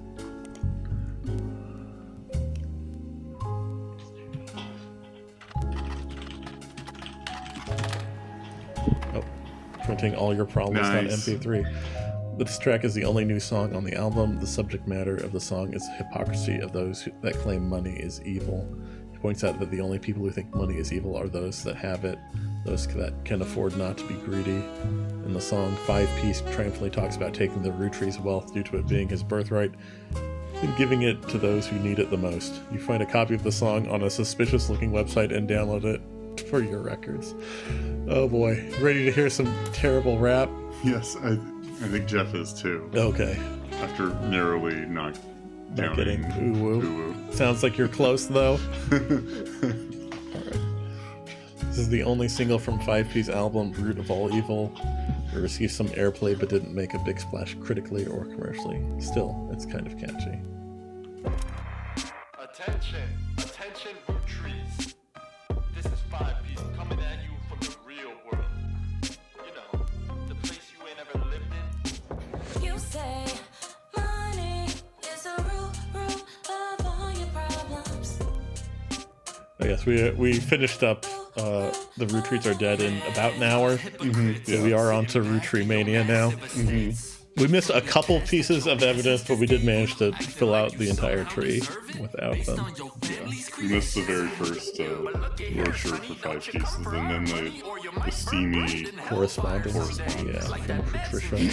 And her two dads. My pappy's classic trust should keep you away. Yo, it's disturbing. Catching a sermon from a geezer who's never known hurt. Five Piece being homophobic here. Yeah. Cause we didn't earn it. When all of your worth it came free with your name, you expect me to treat your lectures on greed as some expert creed from he without blame. But instead, I turn my other cheeks and spread them. When you give me a kiss, you'll know just where to aim. You say money is the root of all your problems. Let me take those problems away. Whoever calls dollars the root of all evil, just trying to make small pursuits of real people. You silver spoon fiends, you're the world's purest treacle, while real world folks burning spoons for the needle. So once more with passion, tell this poor tragic orphan your mansions and Porsches are actually horrible. How I'm better off penniless, grasping for morsels. How one in my share, that's actually extortion. With your candy ass name, synonymous with sweets. Oh, you wanna call me classless? I'm gangster from Portland, but I play that game. I came up on the streets, the only streets you reppin' are Park Place and Boardwalk. Your hypocrisy, monopoly is toppling. When I knock, have G's. Top off my pockets, please. Cause the same God that got to steal my mom from me is what he wants, right? You to live in poverty. And if you're suddenly not eager to unhand that fortune, that's unfortunate. I guess I'm gonna have to take my portion, and I'll do it all legally. Class action, courtroom, decorum. I'm way past your fancy ass dormant. You say money is the root of all your problems. Let me take those problems away. Bring the choir in. You say money Okay, I is the don't know root if we're getting much of all your problems. And there's no intuition here. No. Those problems away. Okay. Thanks for the music, Dirte Davy. Money is the root of all your problems. Let me take those It's nice that he's repping Portland, at least. This is what I would imagine a Portland rapper to look like. Shout outs to Carl Roottrees. Set it up as like, yeah, Carl and his entire family died in a plane crash. They're billionaires. There's probably some shady shit there. And like, nah, he invented an entire clothing company to pay for Ernie Jr.'s medical bills. Yeah.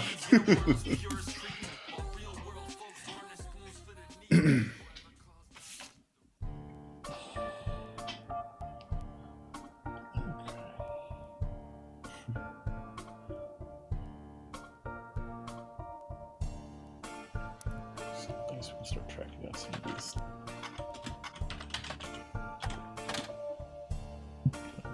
Six Pieces. Oh, there's a book we can check out. 6 Pieces Unwrapping America's Sweetest Family by Sam Madsen was released in early 1999, and perhaps assisted by the still relatively recent plane crash, shot to the top of the charts. Reviews were mixed, and its time on the bestsellers list was limited to only 2 months.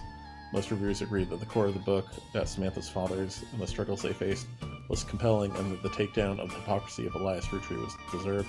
However, many took umbrage with the timing of the release and the tone of the book, which seemed vindictive. The fallout from the book led to the Roottrees Company scrambling to release a statement, and due to a conflict of leadership, famously released multiple conflicting official statements over 3 days. This confusing move was referenced in popular culture due to a late-night sketch about indecisionitis, but more traditional analysts have been calling it the Roottrees Rift. A few months later, due to Roottrees mania, the book re-entered the charts and sold even better than the first time.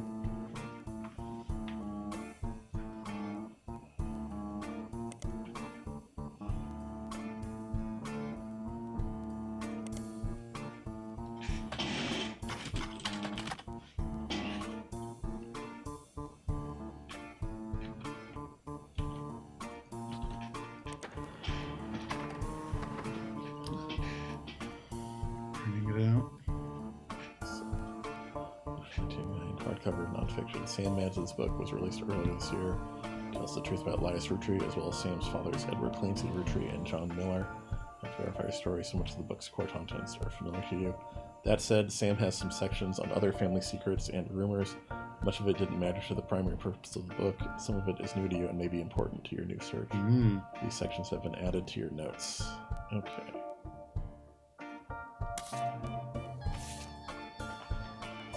There's a picture. Can't get his face though, so I guess. Sam book has a few different passages about her own history with the company, the rumors and gossip she collected during that tenure. She ran the farm for a period starting around 1968 after the death of Elias Roottrees until her daughter Gwyneth took over in 1984. Most of the relevant rumors coincide with the reign of Guy Hudson, who took over as president in 1978. Sam was very much not a fan of Guy, and according to 6 Pieces, it was an open secret within the family that Guy was very much not a fan of remaining faithful to his wife, Patricia. Many of their hires at the time were young, single women, and Guy often spent a lavish amount of money on private parties. This was 20 years ago, and Sam warns that most of it is hearsay. Still, you find the following information that may be relevant. One of Sam's farm supervisors was named Elizabeth. Elizabeth had a daughter who Sam never met, but who worked as one of Guy's secretaries. According to Elizabeth, a caterer from a local restaurant called Antonelli's met her daughter at one of Guy's parties, and they eloped quickly due to a pregnancy. Elizabeth wasn't aware that the party was for swingers. Rumor has it that her daughter showed up with Guy and didn't seem comfortable switching partners. Ooh. Guy's main positive contribution to the company involved expanding to markets previously untapped by Roottrees. However, when he went on trips overseas, they were often for weeks at a time, and Guy was known for spending more time and money on unofficial business than meetings with distributors and manufacturers. It was said that he bribed at least one politician to open a factory in Brazil. There's also a section where Sam speculates that Elias may have also cheated on Gwyneth. Gwyneth was always much kinder to Sam than Elias was, and was the first to invite Sam to family events. While she has no hard evidence, Sam always got the impression that Gwyneth was able to coerce Elias into allowing Sam back into the family using some kind of leverage, instead of it being a natural course of events. She mentioned that Elias and Gwyneth were known to loudly argue, sometimes about another woman. Sam also says that her son Ernie once asked her, "Who's Beth?" because he overheard them yelling about someone with that name. As far as Sam knows, Elias once had a secretary named Elizabeth, different Elizabeth than the supervisor from the farm, but she never met her.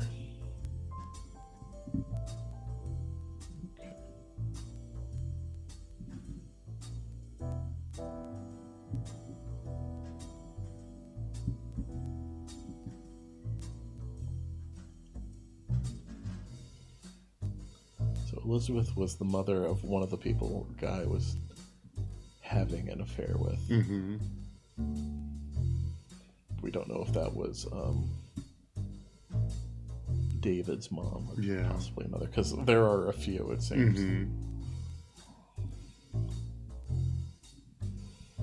Let's see. Elias having an affair would definitely line up with possible infidelity number one. Mm-hmm. Oh, but we need a picture of it.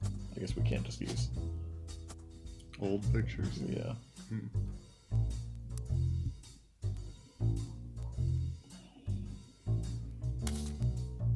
Or maybe there's a way we can, but I guess we'll figure that out.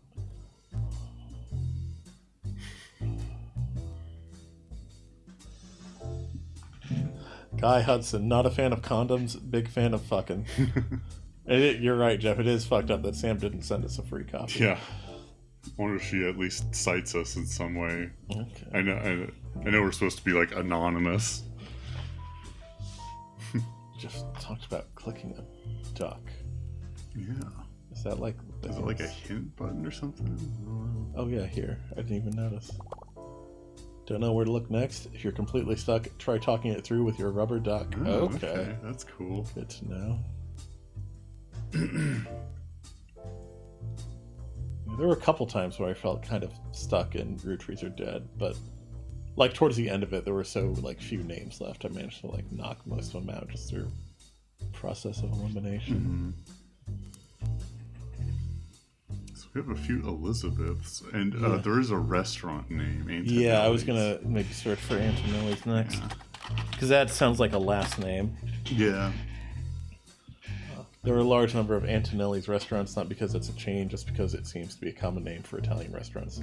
You may need to use a more local resource if you're looking for a specific one. Okay.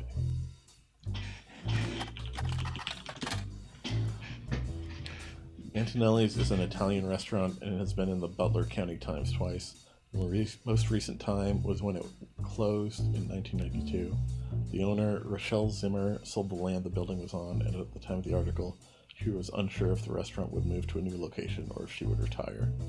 Many years before that, there's a puff piece from Valentine's Day, 1978, that asked recently married residents of Butler County how they met. Christine Garland responded, she and her husband Steve, who was a chef at Antonelli's, met years ago when she delivered produce from her mother's farm. Okay.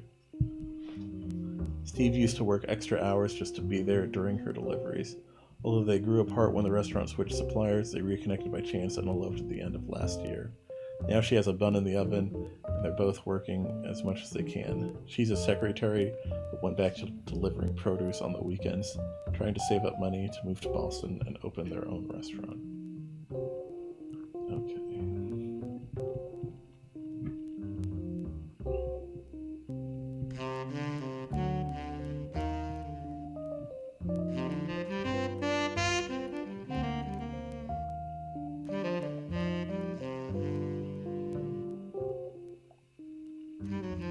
This does kind of match up with the timeline, maybe, that this talks about here.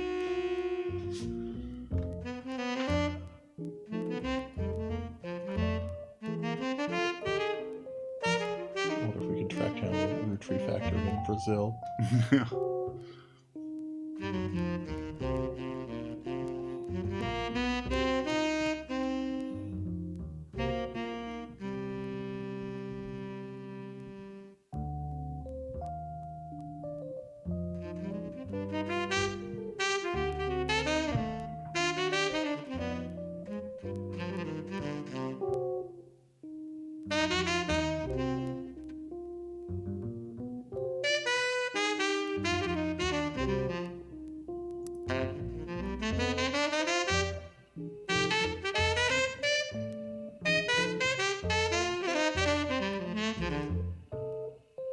Details are quite match. Yeah. I don't know if it mentions a caterer. Yeah. See, her husband's a chef, not a caterer. It said she was delivering produce from her mother's farm, but the woman talked about in Sam's book was a secretary for Guy. Yeah. Though her mother worked at the farm. Yeah. but maybe they just massage the story so they wouldn't have to mention a swingers party at an Italian restaurant. Mm-hmm.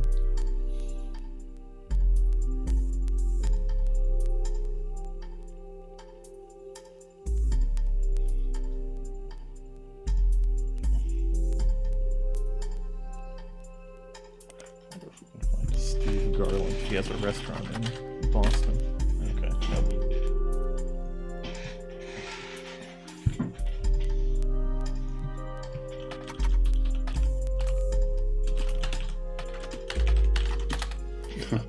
Yeah. Jeff needed duck hints to find out baby was an occupation. Yeah. Unknown name baby. Yeah.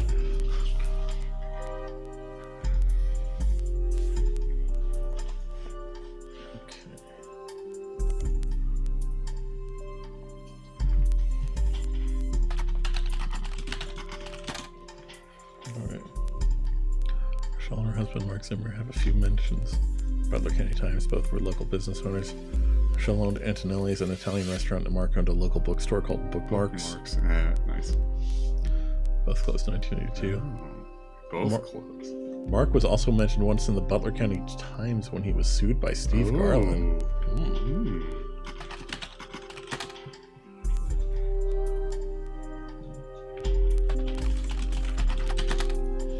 Okay. Steve Garland has 3 articles that mention him. The first was an article about how he met his wife Christine when he worked at Antonelli's. The second is from months later in September 1978. A listing for his weekend cooking classes, Gourmet for the Groovy. The blurb mentions that he's been giving lessons from his home kitchen for the last month so that he can keep an eye on his son. The third was from 1991 and is titled, Local Author Sued by Former Butler County Resident. Seems that a local author by the name of Mark Zimmer was sued by Garland after Garland saw Zimmer promoting his book Kitchen Tales on television. His recipe book was partially plagiarized from the recipes that Steve Garland would give his students during his cooking lessons before he moved. The article mentions that although recipes are hard to copyright, Garland accompanied each recipe with a short fiction about how he learned it. These usually doubled as a way to remember certain ingredients. Garland's bean salad, for example, involved making a trade with a gnome for some magic beans. Oh. Apparently these stories were found word for word in Zimmer's cookbook, Oops. in addition to additional stories that followed the same format. Okay. Rude, but we can get this book. But you couldn't edit out the gnome fiction in your cookbook? Mark Zimmer, Kitchen Tales. It's just hard not to put a story about a gnome in a book if you have the opportunity. Release is garnishing the truth. Okay. It's a recipe book that contains stories. Yes. Oh. Oh.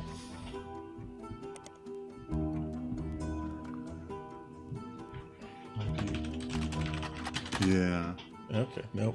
Well, maybe I Garland garnishing the truth. I forgot I changed it. There we go. Published 1994, nonfiction, softcover.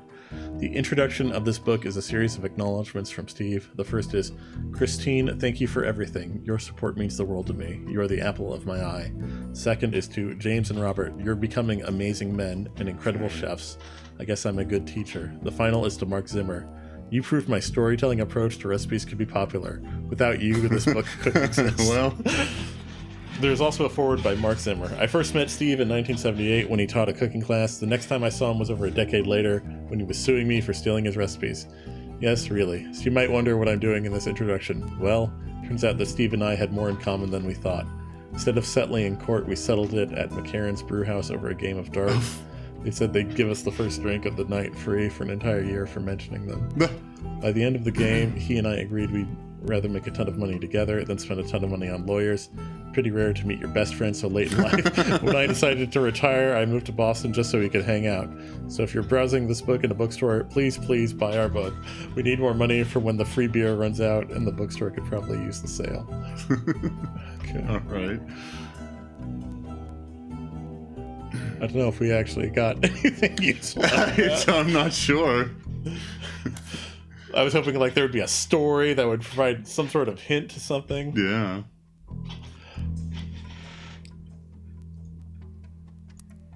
I guess we could look up McCarran's Brew House, but it feels like we're just getting farther away. All right. McCarran's Brew House is a pub in Boston, and they have a website. Apparently the bar has been around a long time. On the site, there's a listing of famous people that have had a drink there, including former presidents of the United States, not of the Roottrees Company. Okay, including former president of the United States, not of the Roottrees Company, Kennedy. There's also a few listings of television shows and books that have mentioned McCarran's, so that's how they came up. One of them is Garnishing the Truth, which the site has this to say about. Local and regular Stevie G wrote a book about food. We prefer cocktails, but he gave us a shout out, and we ain't gonna say no to free press. So grab a bite at his kid's joint, Fry Die, and then swing by to meet him for a drink. Fry Die is a fairly popular restaurant in Boston. They don't have a website, but many locals seem to mention them in various places. One more in-depth review explains that it's not a full restaurant, just a front door and a very small interior with a window. Unusually, the restaurant only serves vegetables, but a lot of reviews say that in spite of that, it's delicious.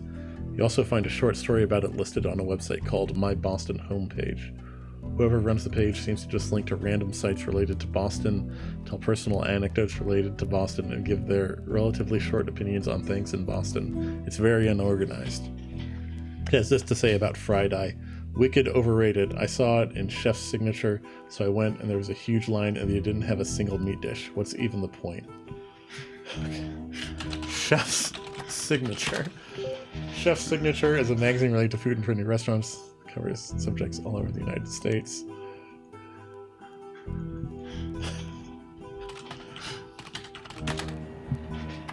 Chef's Signature covered Friday less than a year ago, right around the time you were doing your initial investigation. Each article on Chef's Signature tends to focus on a restaurant, and like the magazine's name implies, each restaurant lists the one main dish that the head chef is known for. Friday's signature is the samosa cone. Ooh. Cover and main article have been added to your evidence. All right. Okay, we got intuition there. Yeah. Yeah, we can grab these faces. Can a vegetarian diet be trendy? Sitting down with the Garlands, the New Boys in Boston.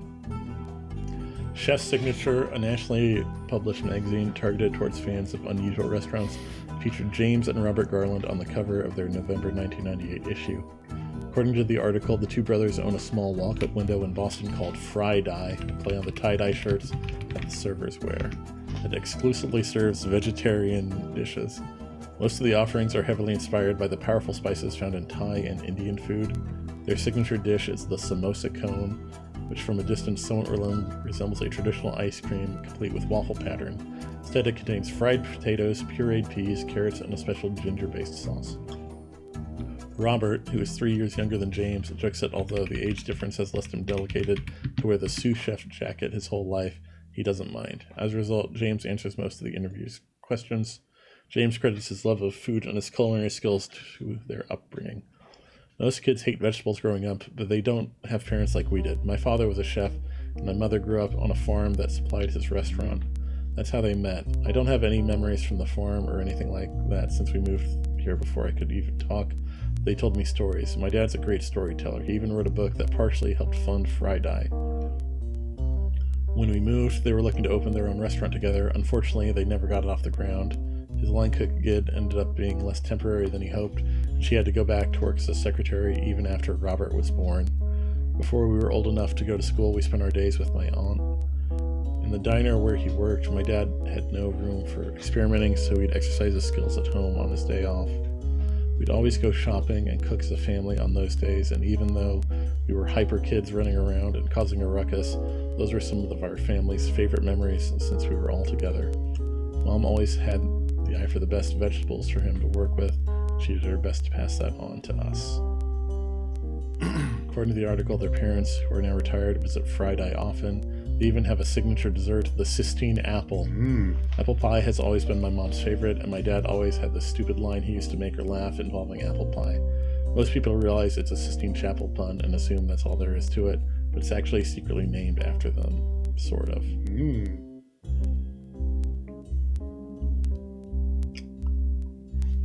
Okay. Interesting. So this does seem like it might be the secretary His mom worked on the farm. Yeah.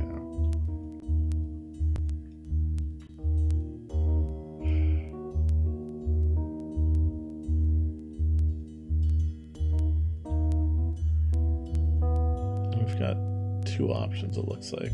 This seems like would match the timeline more. Uh-huh. Unless he, like, worked very quickly. But these are the second affair and the final affair both Have 2 2 kids. children. Yeah.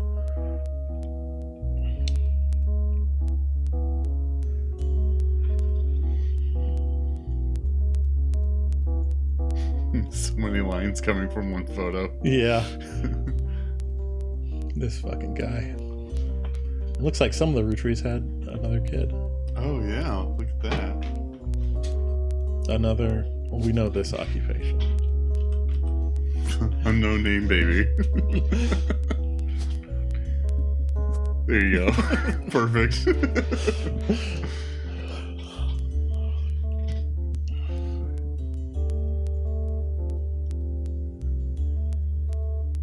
It's like, guys, about the most apt descriptor of that person possible. Yeah.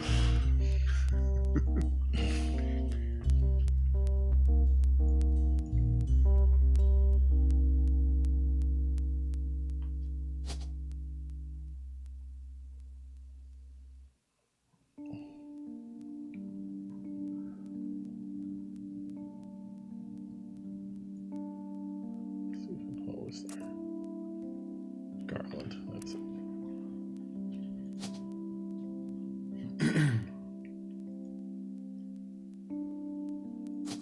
Not Garland, like Sid's last name Yeah. from Final Fantasy 14.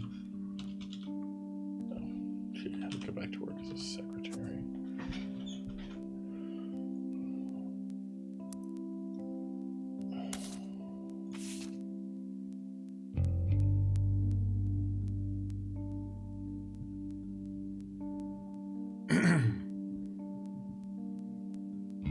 Right, Elizabeth is the daughter. Okay.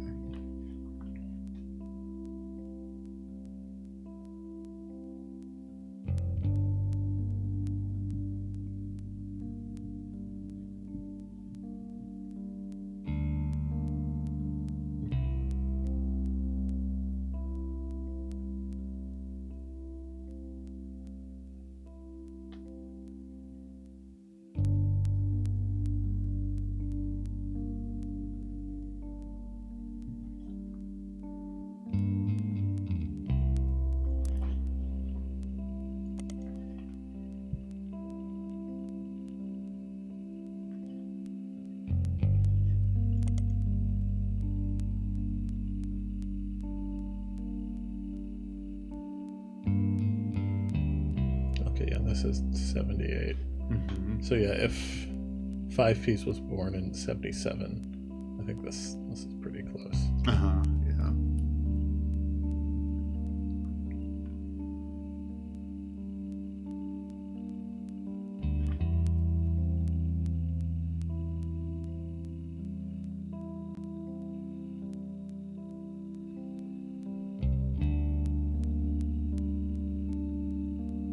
Oh, this is Christine. And yeah, that sort of matches the, like, pun name. Mm-hmm, So yeah, yes. this Christine, Sistine. Yeah. Christine Apple. Yeah.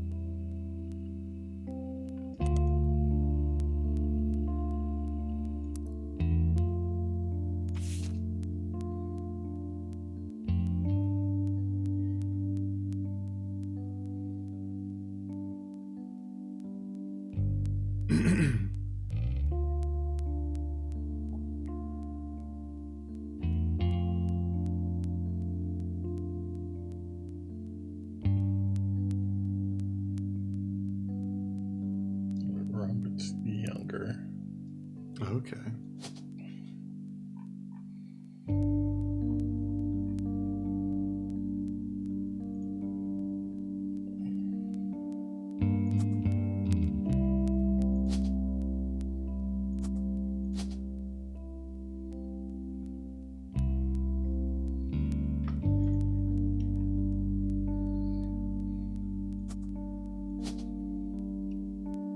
Says he has to. Talks about wearing the sous chef jacket. So Oh, okay. There you go. yeah. Oh, Oh, nice. that must be those two, and then 5Ps or David. Mhm. These 4 entries and Guy, that fucker. Fucking. I don't mean that as like a judgmental thing. I just mean this guy fucks Yes. way too much in the short time he had on Earth. He did a lot of fucking. All right. And I also locked Steven Garland. Okay, well, we've got our first 4 of Rootree Mania. Mm-hmm. That's probably a good place to call it for this evening. Oh, first we've got Sam. Sam. Has Sam's Clara back. reached out to you? Well, let me give you a short history lesson about the last few months of my life. 3 different people contacted me, claiming that somewhere in their history, they might be Roottrees.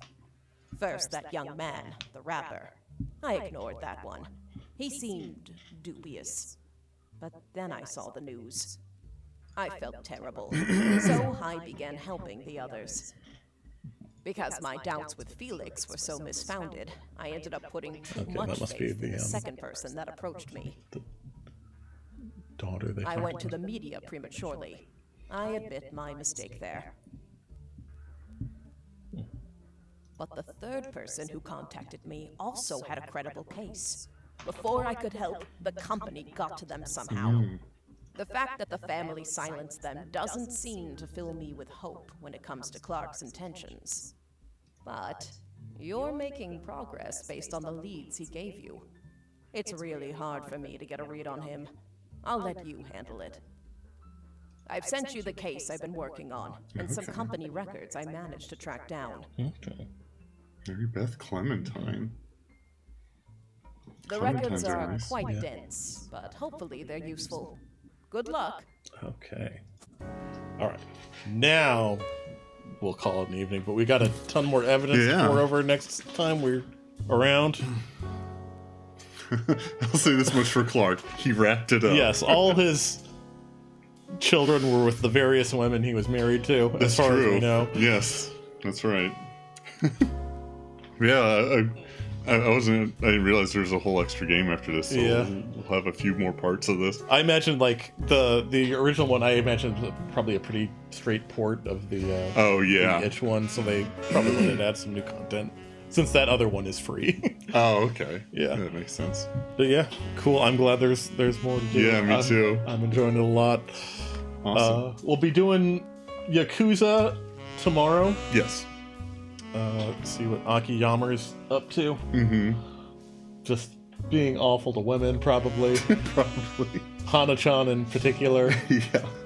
But hey, we'll probably knock out some side stories and maybe I don't know how much plot we have left in Akiyama's section. I imagine enough for I'd say at most 2 more streams, Okay. probably. yeah. If not 1, we'll see. Sounds good. But we'll be back tomorrow. Yes. We'll find out if Shun Akiyama is a secret Rootree. Yes. Did Guy Hudson ever get to Japan? Probably. Probably, yeah. Oh, Jeff says fuck.